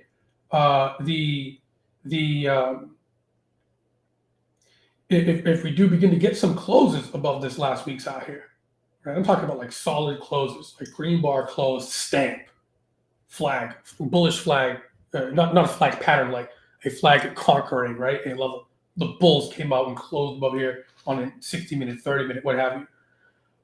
Then that could give us a bit more clarification as well. But right now, these wicks are letting us know that this seller's coming into this, at least for the beginning part of this week. Okay. Now, I'm not letting go of my swing trade long for the week on Wednesday and Friday's expiration. I'm still in, and I have a day trade light short right now that's getting faded out a little bit here. Right. And I'm okay with that because I'm trading this chop. Okay. So, right, but we still have these swing positions bullish that are still working out here. Okay. Well, back where's the price? Basically about like break even right now. So that's what I'm talking about, right?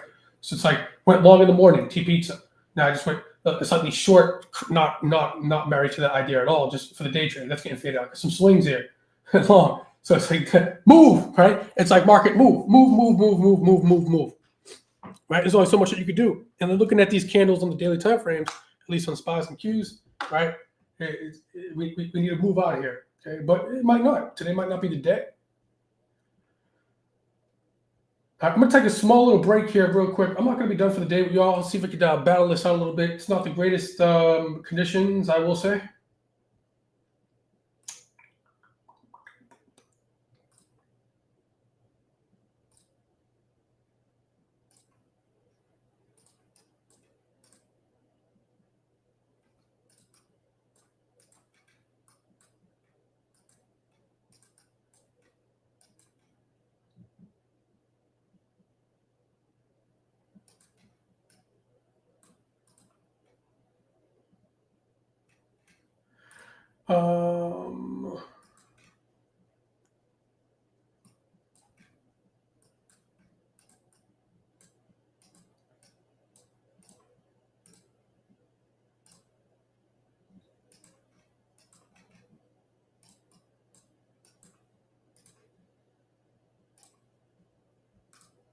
Just going to cut those puts and call it. We got Microsoft, Apple, Amazon, pretty much holding their VWAPs for the day.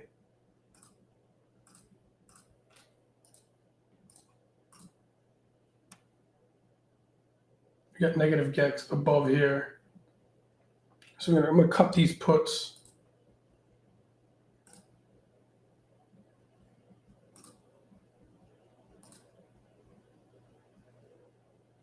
All right, so I'm going to cut this.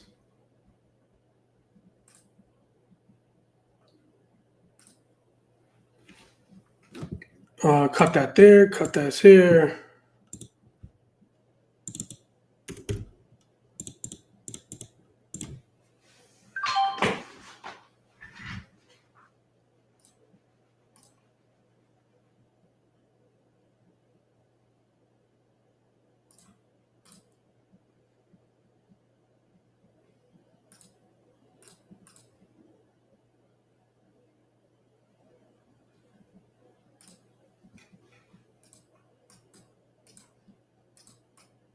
And I definitely much rather, selfishly so, want this market to go higher because I got the swings on for the week. Microsoft, beautiful off daily VWAP.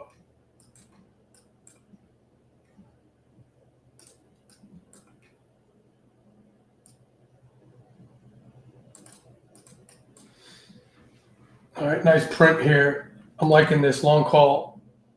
I'm gonna get some SPX action here. VIX on lows, not on lows, but breaking down a bit. Microsoft taking the torch and running with it.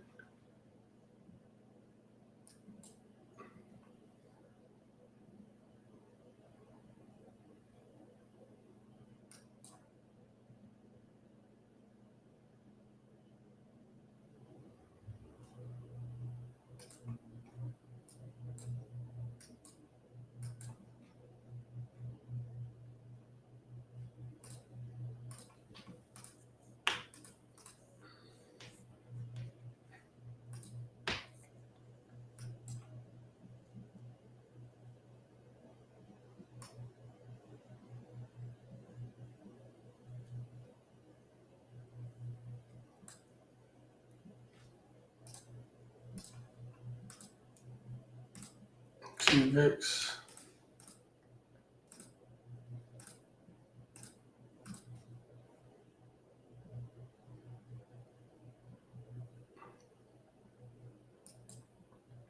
Who's that extreme gamma node? 5570 handle. 557. If you want to pick up, say, a 20 delta SPX for 490-ish in terms of price, or if you want to go a little bit lighter delta here, pick up the 5575, maybe for 390. Again, inside day, all this kind of stuff here. So be careful with this one here with SPX. Maybe you could do some spies.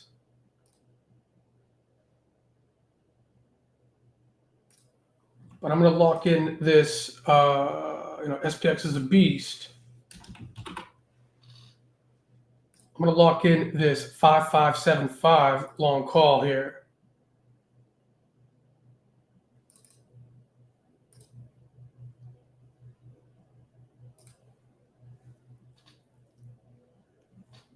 All right.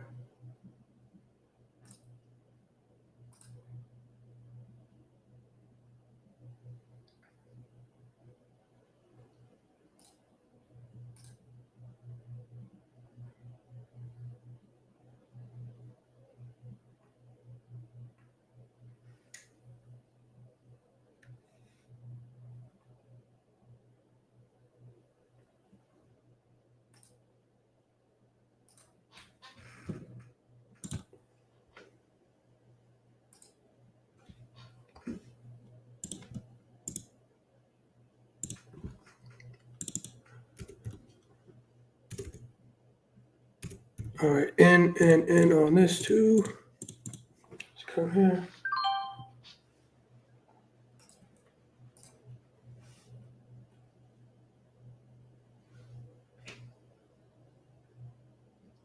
Terrible fill on this account. All good though.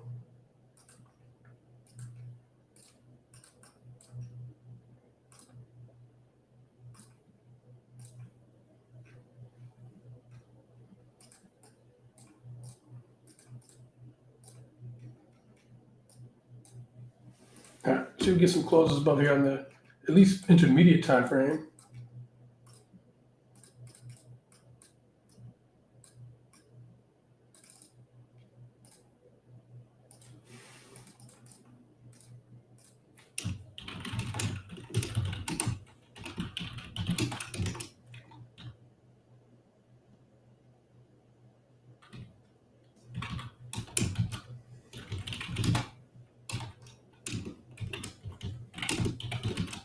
All right, let's see. Again, we'll see. We'll just see.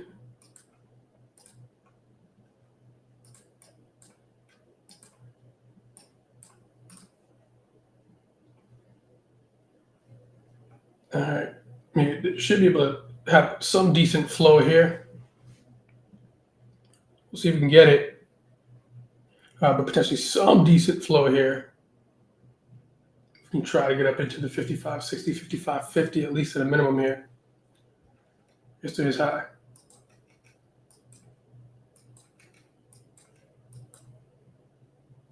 All right, choppy, choppy, chop.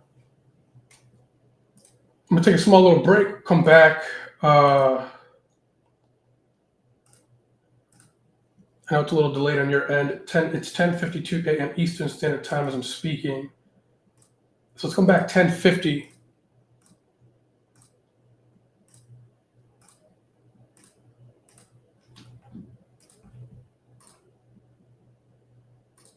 Eastern.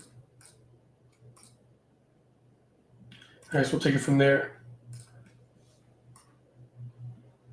All right, still choppy conditions.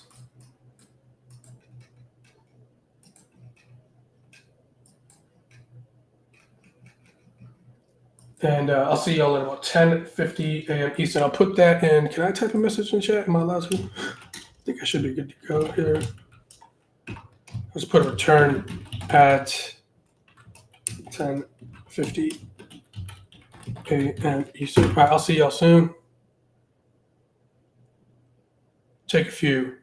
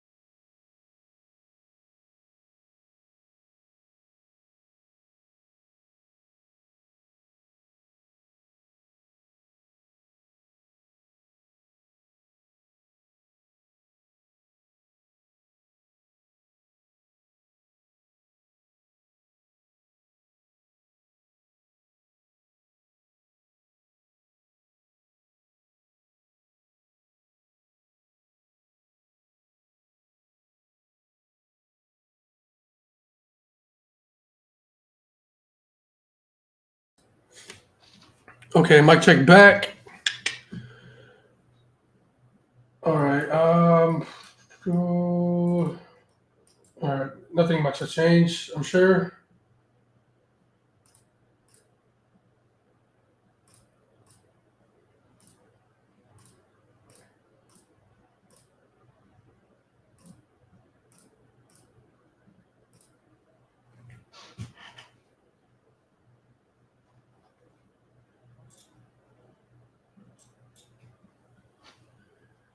And let's see. So for that bullish trade that I got going on here, we need to see some VIX on some lows here.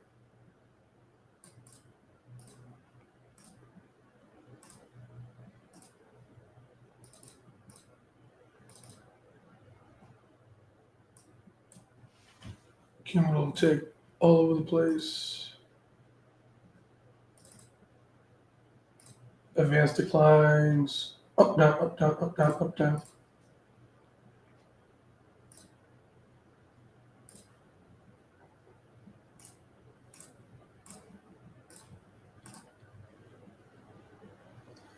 And so this overhead positive gamma is making everything kind of sticky to the upside here.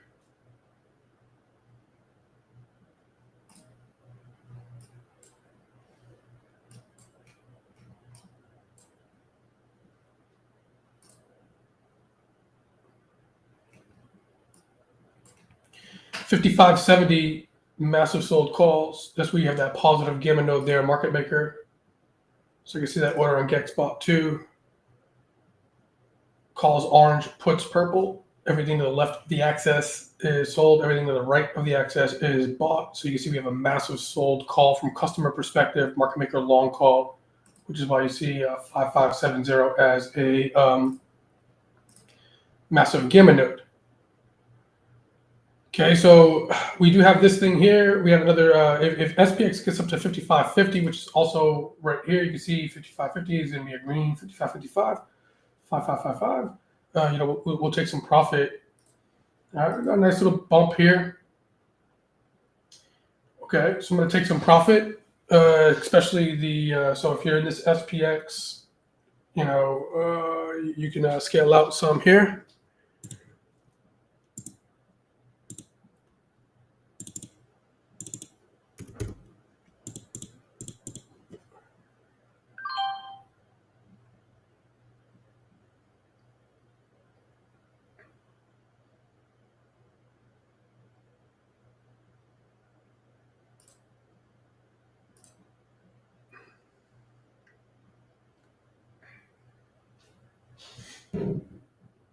All right, so I'm just taking some profit.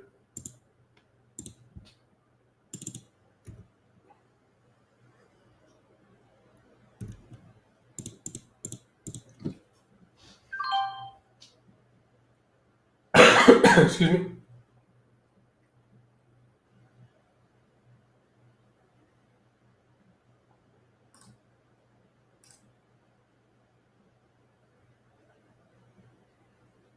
All right, cool.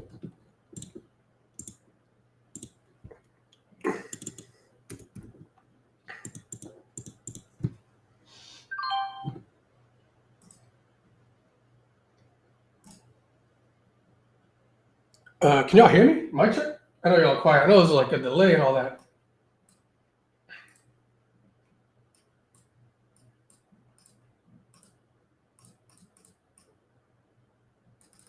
TP.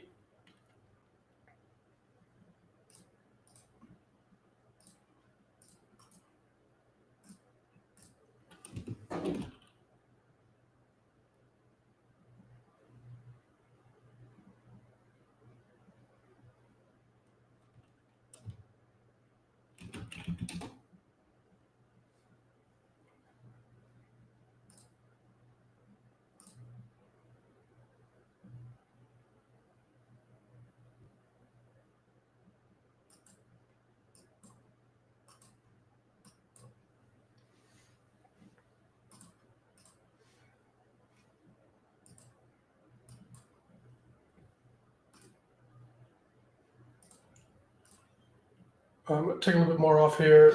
got to protect these gains. We still haven't really broke out of everything here, so I want to give myself a shot for a pump, but also being diligent on understanding the condition of where we're at right now. Now, this would be if this bar pretty much holds here. Now, albeit on a 60-minute, 30-minute time frame, which is kind of classified as kind of an intermediate time frame, due to the monthly, the weekly, and the daily being high time frames, and then maybe like the 15, the 5-minute, the 2-minute, the 3-minute, the 1-minute as small time frames, just classifying things there. If this bar were to, which is shortly going to close in a couple of minutes here, this will be a close.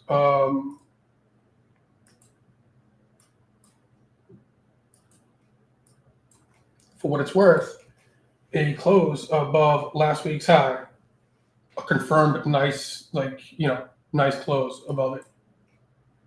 Right, so that could help some momentum here to the upside for the folks that were in the session yesterday. So make sure you TP some of those SPX. For the folks that were in the session yesterday, the swing trade that we're in,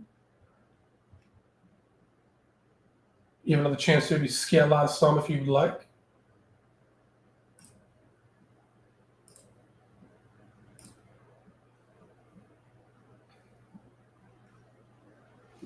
Again, not a massive trade there. We just put it on yesterday, like somewhere down here. We're only up here right now. So, of course, I'm trying to hold on for a bit of somewhat of a bigger move on this here. That's why I did Wednesdays and Fridays expirations of this week.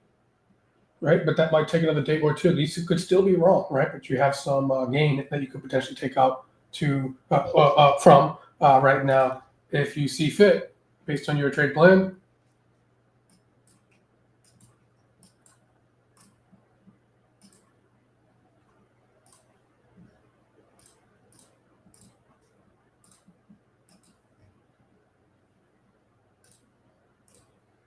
ES Globex high, MSTR, boom, nice. Messing with Tesla,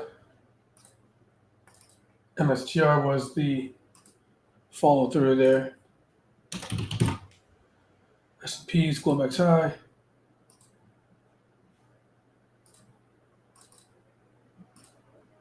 Indeed. There's a little unfilled gap right above here. 5584 on S&P futures. It's not super strong there. I mean, we'll see. I'm not sure, but maybe we can open up some space here. That's a lot of points there. We'll see. So this is why I elected to get some SPX, see if we can get a nice little pump.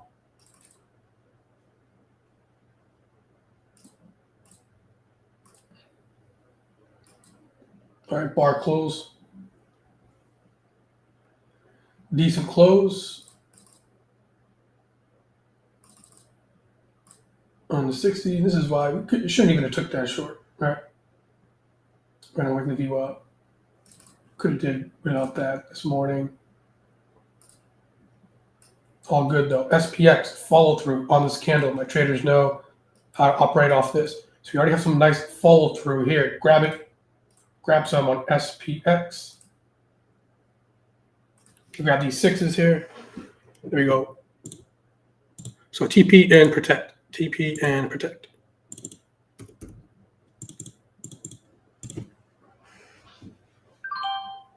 Okay.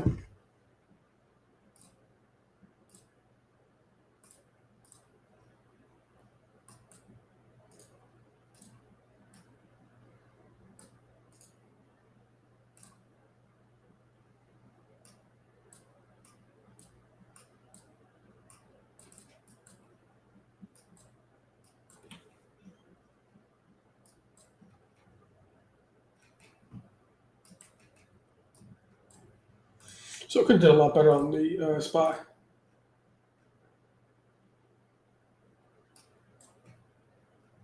So this loss here, I bought these puts and had to stop out right. there.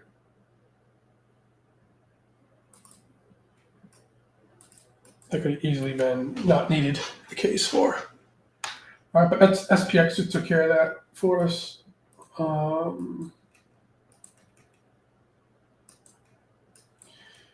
We'll see. We're still inside day, right? Yesterday's high being here, so work those longs, and if we get above yesterday's high, beautiful. Can have some TP, take some profits here.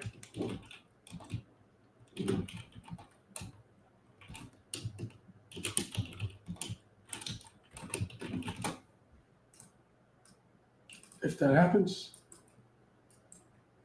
Okay, we have a new high on day now. Can pull a fade view up.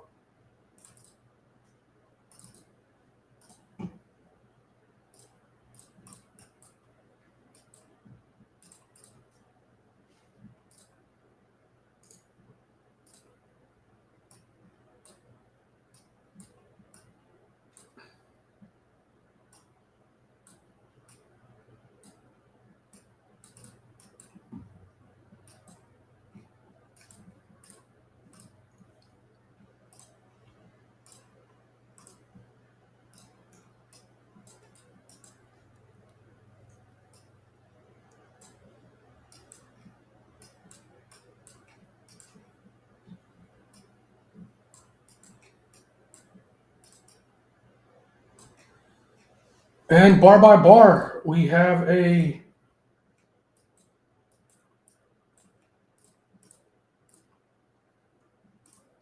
decent close here. Now, all things being equal, as we pull back, let me finish this thought first, however. Make sure you TP. Scaled out some, shave out some, and then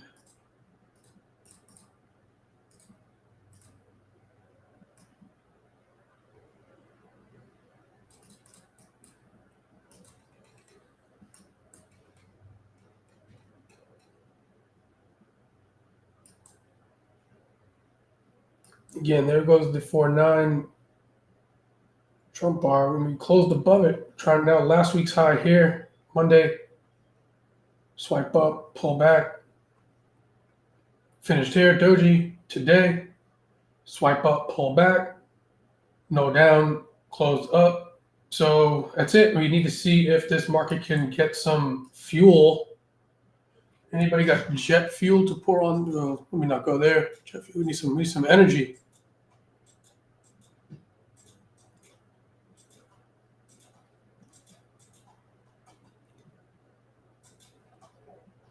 Careful what you wish for in this market, right?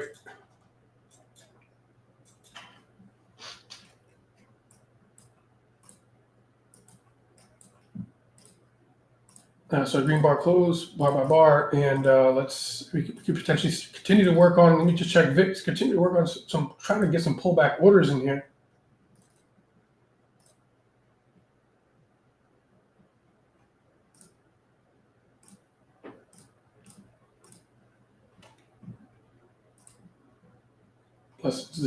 Blessings of the jet fuel plug.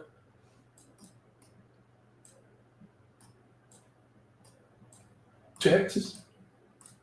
Yeah, watch out. We're on public social media. Can't be saying things like that. Advanced decline 0.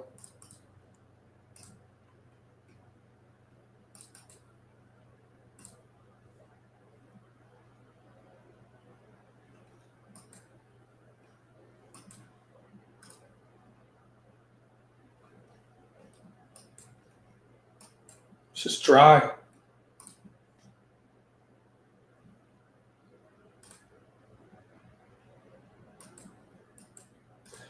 So I might be bouncing out of here soon, just because people dropping out. It's all good. It's all good. I know it's only supposed to be like an hour, but just the tape is like not really doing too much here. But if I wanted to work on this, pull back long.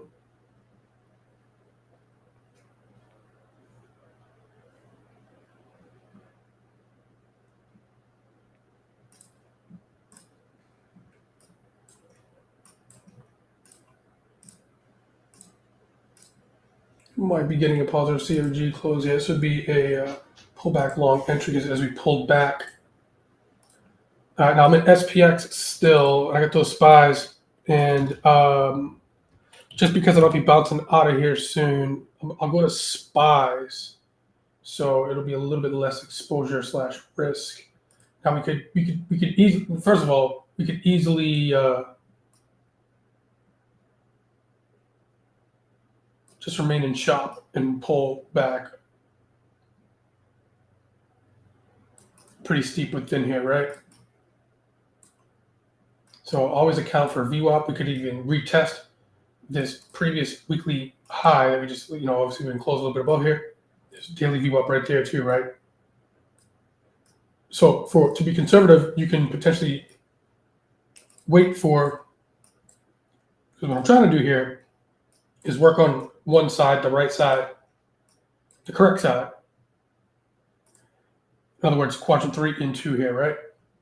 So, we still have this high, low sequence here, quadrant 3 and 2. Quadrant 3 is the entry, so we want to wait for pullbacks into demand mean reversion. Say like daily VWAP right there, there's weekly VWAP, and, potentially build a position as we potentially get down in here. All right, now it already spiked below daily VWAP today, and that's why I was mentioning here, this is a little bit of a, let's say if I could take one thing back, I'd take this little silly short here. I was mentioning just be extremely careful here, right? And weekly VWAP. So we kind of talked about that, right? And that came right in the opening day's range, right there, retest. All right, but moving forward here, this area here and then this area here, it could be two areas where if we pull back deeper, you could build a potential position. Now we just have what's called positive COG close above what's called fade VWAP. So if you wanted to press a little bit here, I still have some SPX on. It didn't make it too high there, but if you go to spies,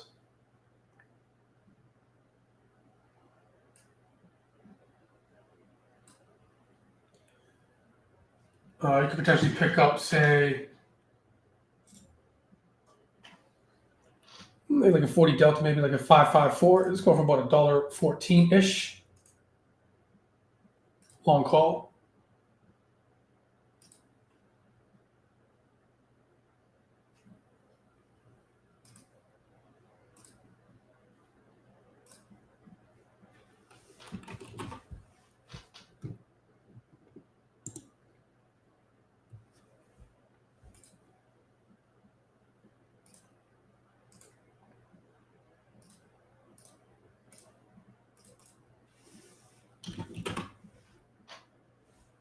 What's going on here? There we go. Just chalking the premium.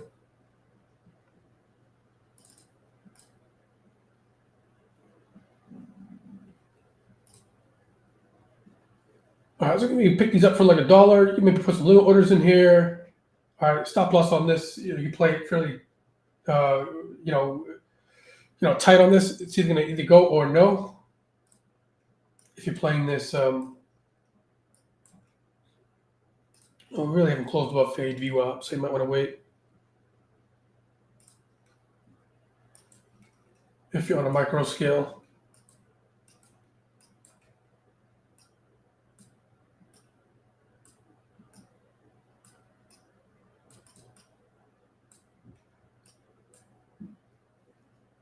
All right, especially given the fact of the lack of kind of movement and liquidity, at least for right now, you might just want to be patient and wait for pullbacks. All right, we haven't got to close above fade VWAP, so I keep an eye on that. Just have that prepared right here. The 554 strike call on spies.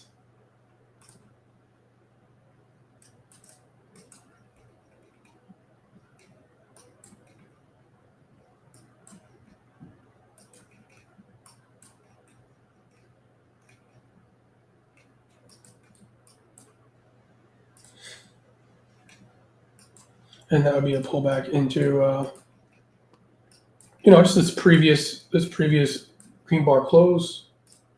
So you want to look for demand inside of this previous green bar close because, we have this whole thing called painting bars, right? Like here's good momentum, right? Follow through, right?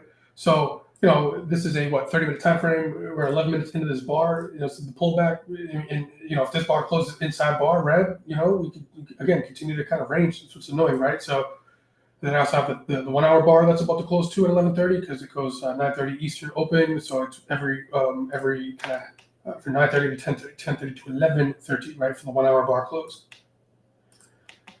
So right now this could still be potential filling because this 1 hour bar is about to close here to 15 minutes too. You could try to potentially fill some bullish orders in the event that today could be a potential breakout day, right? Does that make sense?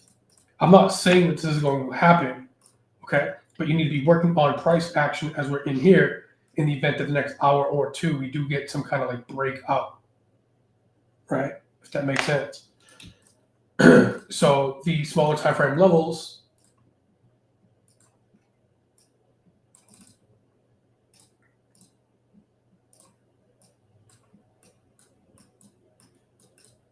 right? Like we just pull back in the small time frame level, I can get into this SPY call now, right? So I'm filling orders as we're pulling back, right? So I just pulled the trigger on the 554 strike call on SPY.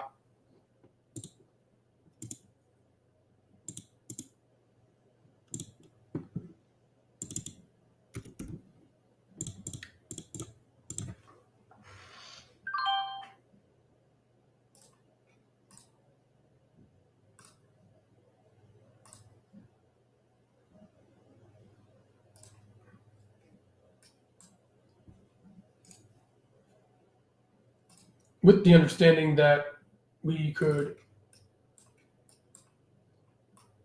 still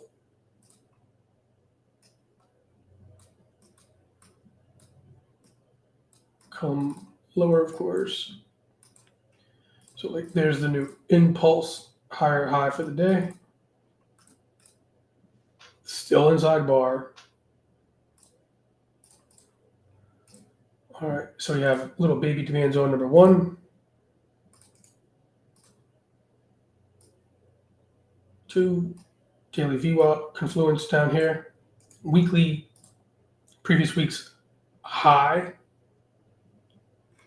retesting the side, and then we got level and control, level number 3 down all the way here. This is the previous 30-minute bar close here.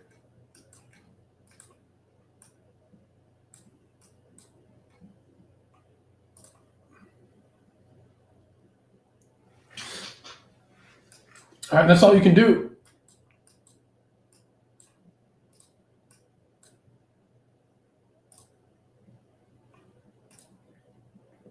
And today's not the greatest condition. Choppy waters.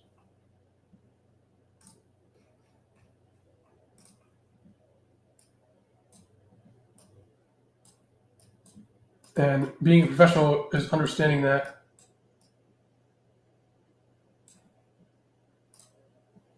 All right, but if you're going to continue to trade, you got to stay focused. And the market will kind of like wear you down and get when the conditions are like this, the market will kind of wear you down and make you break rules because you're trying to do something and force something that's not there. Right. So like markets can only do 3 things, right? It can go sideways, it can go up and it can go down. Now we're going to go through our higher time frame, multiple time frame, right? Correlation, top down approach, monthly, weekly, daily, all that. And what we want to do is like, okay, like I'm talking a lot about like the 60-minute time frame and the 30-minute time frame at the moment right now, right? We all want, right? We have times in markets where things are just these candles here, right? Just basing. And that happens. Right? Markets are stuck in range. And what we want to do is, of course, we want to have movement, right? Breakout movement, nice candle, right? Nice movement. And we have a candle open, right? And so that's the close, like for example. And then we pull back a little bit on the smaller time frames here, right? Like the 2 minutes and the 5 minute. And this could be like the 60-minute close here, right? On that bar there, green. Right, and of course we want the small the next 60 30-minute bar, we want follow through from that bar, right? The green bar, and this would be the small time frame here that I'm just kind of putting. I should probably do it in a different color.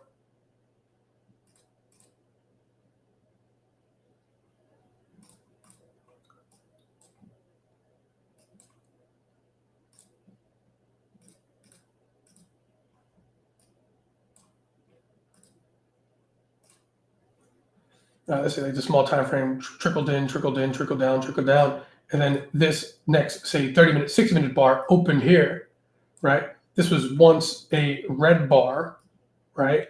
Red bar, but then it closed like that. It pushed back into small time frame demand, smaller time frame demand, right? As it was trying to build momentum out of this base break here, okay? But it was a red bar at one point, right? Small time frame trickled down in purple there, for example, okay? And then boom, we get some follow through, and it closed up green and it left a wick here, right? And that's what's called follow through, right? That's what the market do, right? Right? That picture right there is worth unlimited amounts of money. The question is, what time frames is this doing it on, right? And putting it all together. And again, we want follow through and things like that, but like we're still inside day, we're in the middle of the range, all this kind of stuff. So this is why I'm going to jump off here soon. I'm still going to be working on this. Not right now. I'll still continue to go a little bit here with y'all. But today is definitely not the condition to.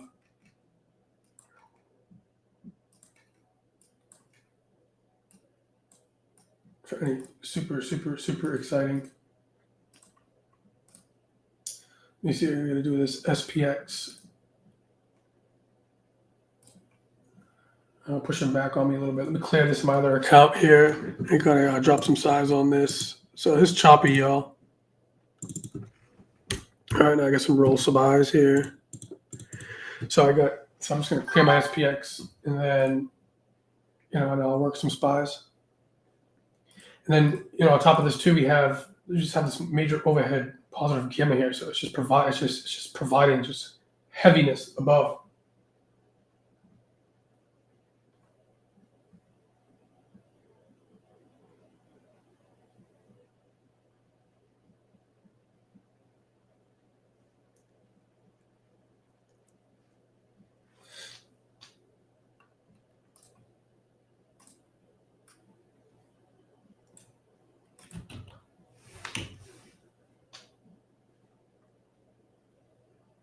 All right, now I'm going to add to SPY here.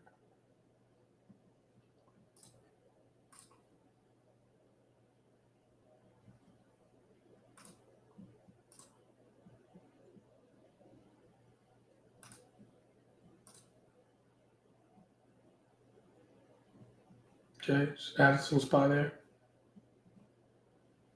All right, get my other account too.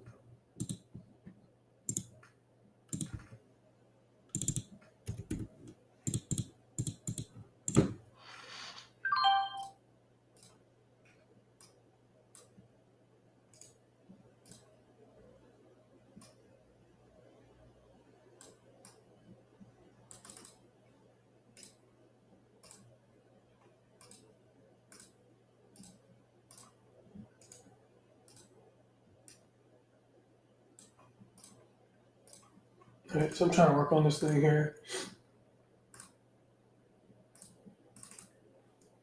VIX, let's see if we can get VIX down here, but it's not right now.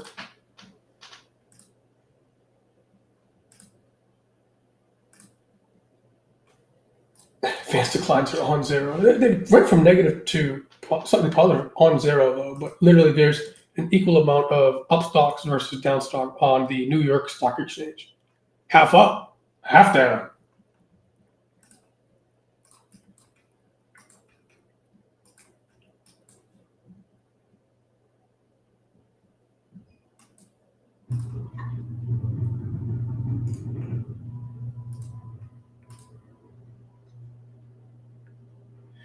And what's happening here at a higher level regarding options is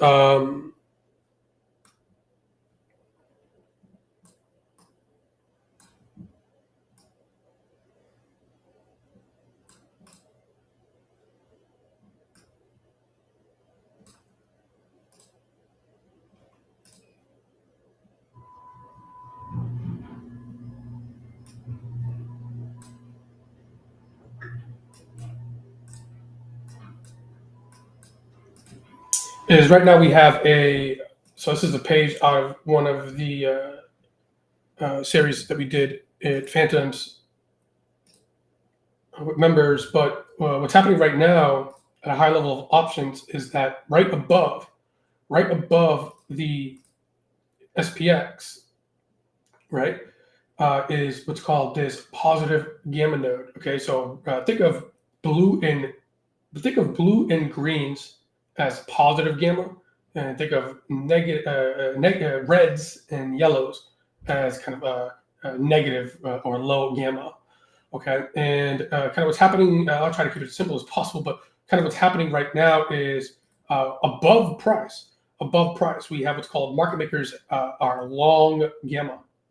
Okay, and they have a lot of what we call. You see people in the chat. So Phantoms members, they're mentioning we have a massive positive gamma node at this price, right? What have you, right? And so what happens is, and just focus on the 55.70 to the 55.60 as we're kind of coming into this regime. That's what Mark and I were talking about this morning as I've entered this regime. Supply resistance comes in as we entered this regime. So we were trading below it, and as we come up, it's providing supply, right? All right, trading back below it as it's coming back up. Okay, into the from the reds into the blues. Okay, and getting closer to that green here. Okay, it's providing some supply. Well, why is that, right? Well, why is that? So it's because that blue means what's called positive gamma, and we're just calling them nodes because with options, there's something called like nodes, which is just open interest or volume where they have massive orders. Okay, that right, and there's 4 things that you can do in options. You can buy calls, sell calls. You can buy puts, sell puts, right? But anyways, keep it simple. What's happening here is going to be we have a long gamma node. So what happens is if we're trading below it, right? So like here's a massive long gamma node which we just been discussing, right? 5.70 handle SPX. Okay, great. As we're coming up, as we're trading up into these positive gamma nodes, okay, as SPX is going up, market makers, as we get really close to those gamma nodes, based on hedge flows, because they have to hedge, they have to sell futures, right? Due to the delta becoming more positive, they have to sell S&P futures, okay, to help offset. So every time that this market tries to rally up and pump up a bit more, pump up high, pump up high, pump up high, we have the market makers, the market maker flow, okay? From the market maker's point of view, what are they doing? Well, they're selling, right? They're selling typically mainly S&P futures. So as markets are coming up, they're selling into that, selling into that, selling into that, selling into that, selling into that, selling into that, selling into that, selling into that. Does that make sense? So this market's just struggling here, right? And so what happens in terms of the effect, okay, is that it's a more stabilizing effect. It tightens ranges, okay, due to the counter effect, the counter order flow effect of market makers, okay, because they're providing a ton of liquidity here and supply dumping up here, okay. So I think Paul was asking about, hey, if we can get above that, right? So we're like trying to climb uphill. SPX is like trying to climb uphill, climb uphill, climb uphill, climb uphill. And then you got like a massive market maker sitting right here on top of the hill, right? Put a hat on him. All right, and this is Mr. Market Maker. Okay, so he's just at the top of the hill, just doing what? Dumping. Now he doesn't care about us and you, and right? He's not doing this on purpose, meticulously. He has a book to manage, right? And he's not trying to take money from us or anything like that. He's just looking to take the bid-ask spread in most cases, right? All that kind of stuff, right? So, and I'm giving you a rundown approach here. By the way, I think we had like a 5-hour class on this, and it was like part 3. So it was like three series, and we're still not done with it. But anyways, so as price is trying to like climb uphill, we get that market maker selling into that. Now, at some point, maybe if the supply can get absorbed here, because the day changes, right? This could decrease a little bit, things change, so on and so forth. If we could potentially get over that hill, right? Then and that's going to be a tough battle, okay? Because this is a pretty steep 57.70 is going to be a pretty steep. If price gets up to 57.70 today, SPX wise, take some profit on longs. I'm telling you all that now, right? In the event that happens, Okay, and again, that's that kind of uphill, downhill analogy that I was mentioning.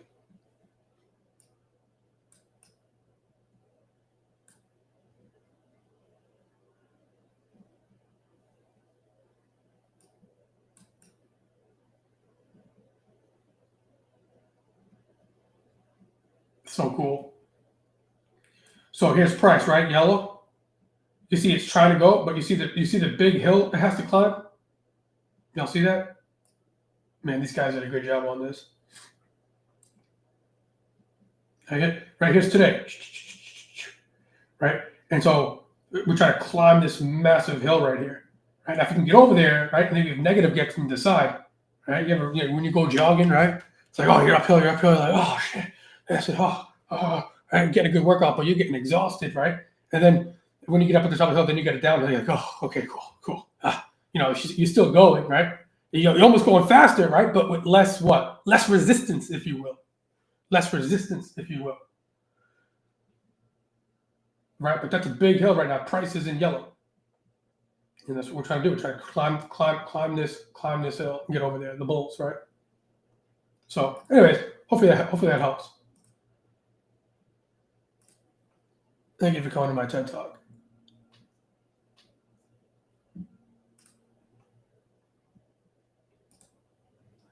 All right, so working on longs here.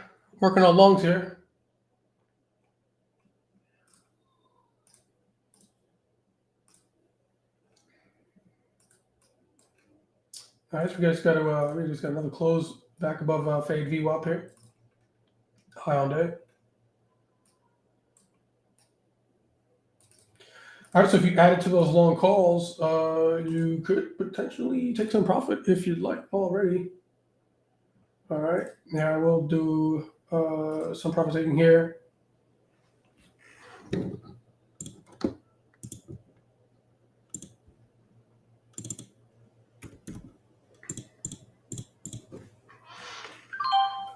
Excuse me.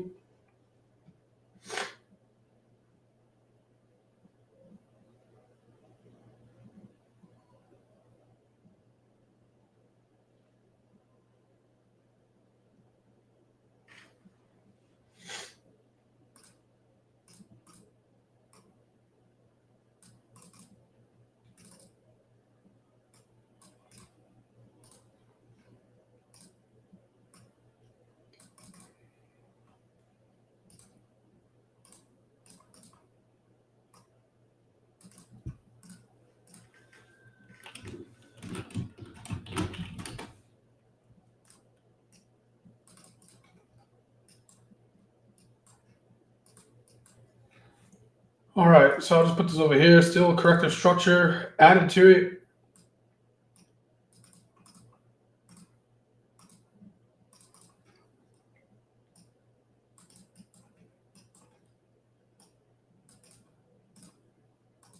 And we're here now, of course. And what's next? Are we making a new high? Are we going to break VWAP here? You got to pay to find out.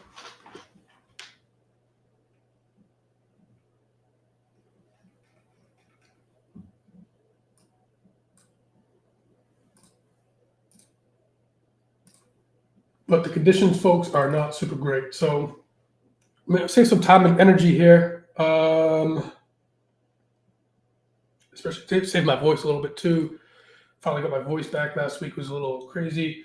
But real quick, y'all, as I kind of land this plane here, just approaching departure, I wish the condition was a little bit better, but it's good to see some YouTube folks if you see how it is real live trading, where sometimes it's like this, right, as a trader. And that's okay. All right. But, we had up volume. All right, this is Vol D, New York Stock Exchange volume, right? The NYSE volume up versus down. It was up, it was down, it was up, it was down, it's up, down, up, down, up, down.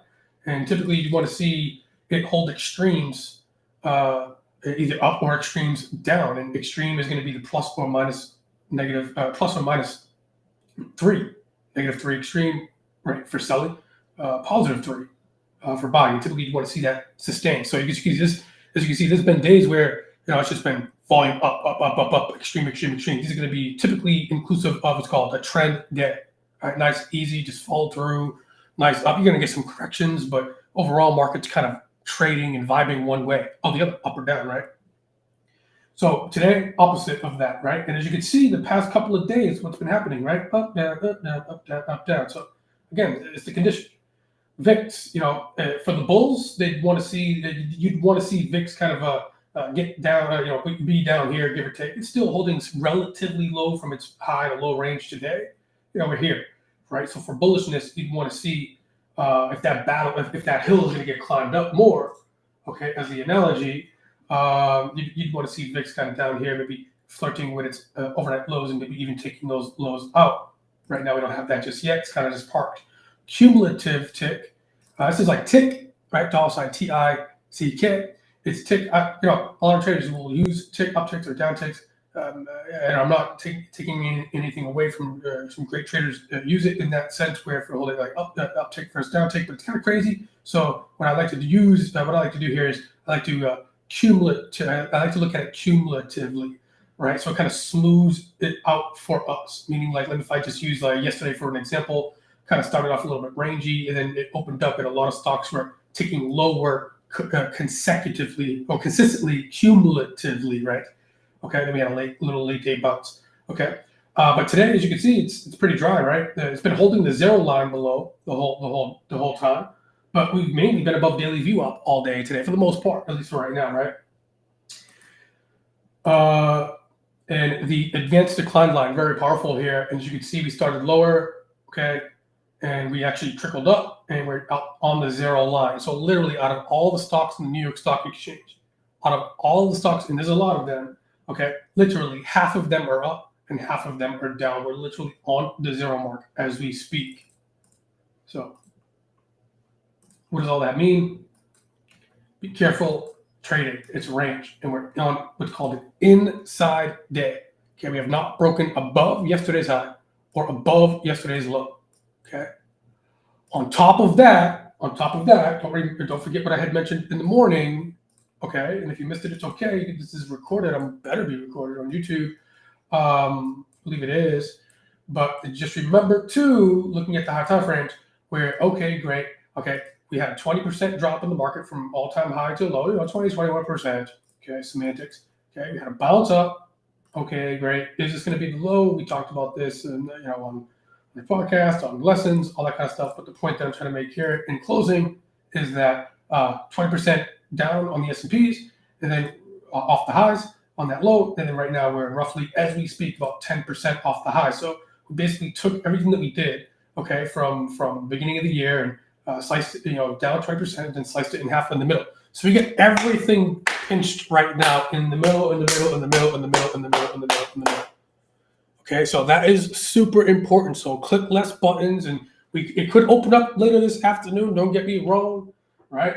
But for right now, it might take a couple of chops up. If you're day trading, it might take a couple of chops up. As you can see, choppy up, a little bit choppy down, a little bit. And so this might just be a day where it's like, you know what? I'm going to go manage some swings, or go look for other swing trades or long-term trades, or do something around the house, or go to the gym, do some push-ups, do something, right, to get your mind off of it. And you have to be okay with maybe missing this first breakup move up or first breakup move down, because, not to be cheesy, but, right now it's anybody's game right now, bulls or bears. And I'm not talking about long-term macro picture. I'm just talking about what are we going to do next in terms of we're going to pop up and maybe fill some space up here, okay, which we're coming into a supply zone, right?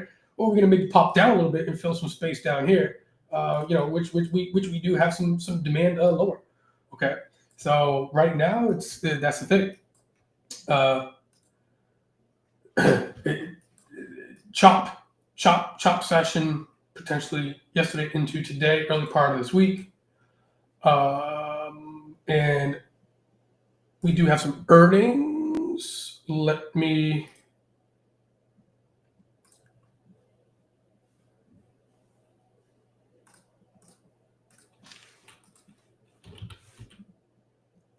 But mostly to my Phantoms group, I'm going to be talking more about that tomorrow in the live trade room, because the main ones, at least, it's not about me, but just kind of how I'm playing it. I'm going to be looking at mainly these ones here.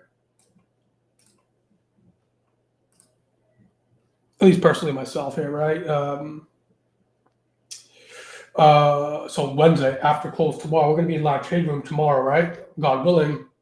And so we're going to be talking about absolutely Microsoft, Meta, maybe some Qualcomm, Hood. We'll see. We'll see what happens. We'll take that tomorrow. We got some Amazon. We got Apple.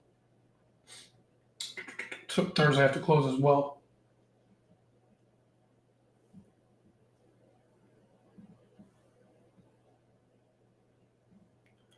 All right, so we can run through some process and system there for Microsoft and Meta, and then I'll take requests too if you guys want to check something out. Caterpillar, maybe some Robinhood, Qualcomm. So we'll take it from there. Other than that, folks, I mean, if you're new to the stream and all that kind of stuff, welcome. You got a good taste of it here today if you're checking it out. But if you want to become part of the team, if yeah, cool. If no, cool as well. You go to TradePhantoms.com, hit register. Pretty basic here. Thursday, May 1, new month, 7 p.m. Eastern Standard Time. Name, email, click register. You get sent a link. Mr. Black or Mr. Green, sometimes both, will be going through maybe like a 90-minute session, if you will. Talking about phantoms, of course, kind of how we approach things and how markets really work. We're all professional side of trading side here. All market stocks, futures, forex, options, short-term trading. Here I am trying to scalp some options here. Swing trading, long-term investment, even as well. Okay, so one-stop shop. Small accounts, big accounts. Everybody. It's one big team, right? Multi-directional trading. Selling options, buying options, all that kind of good stuff. So if you want to check it out, cool. If not, cool as well.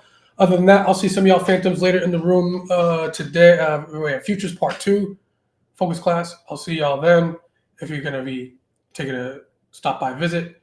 But that said, I'm out. Trade safe, y'all. Trade safe, and be safe as well. Blue out. Ciao for now. God bless.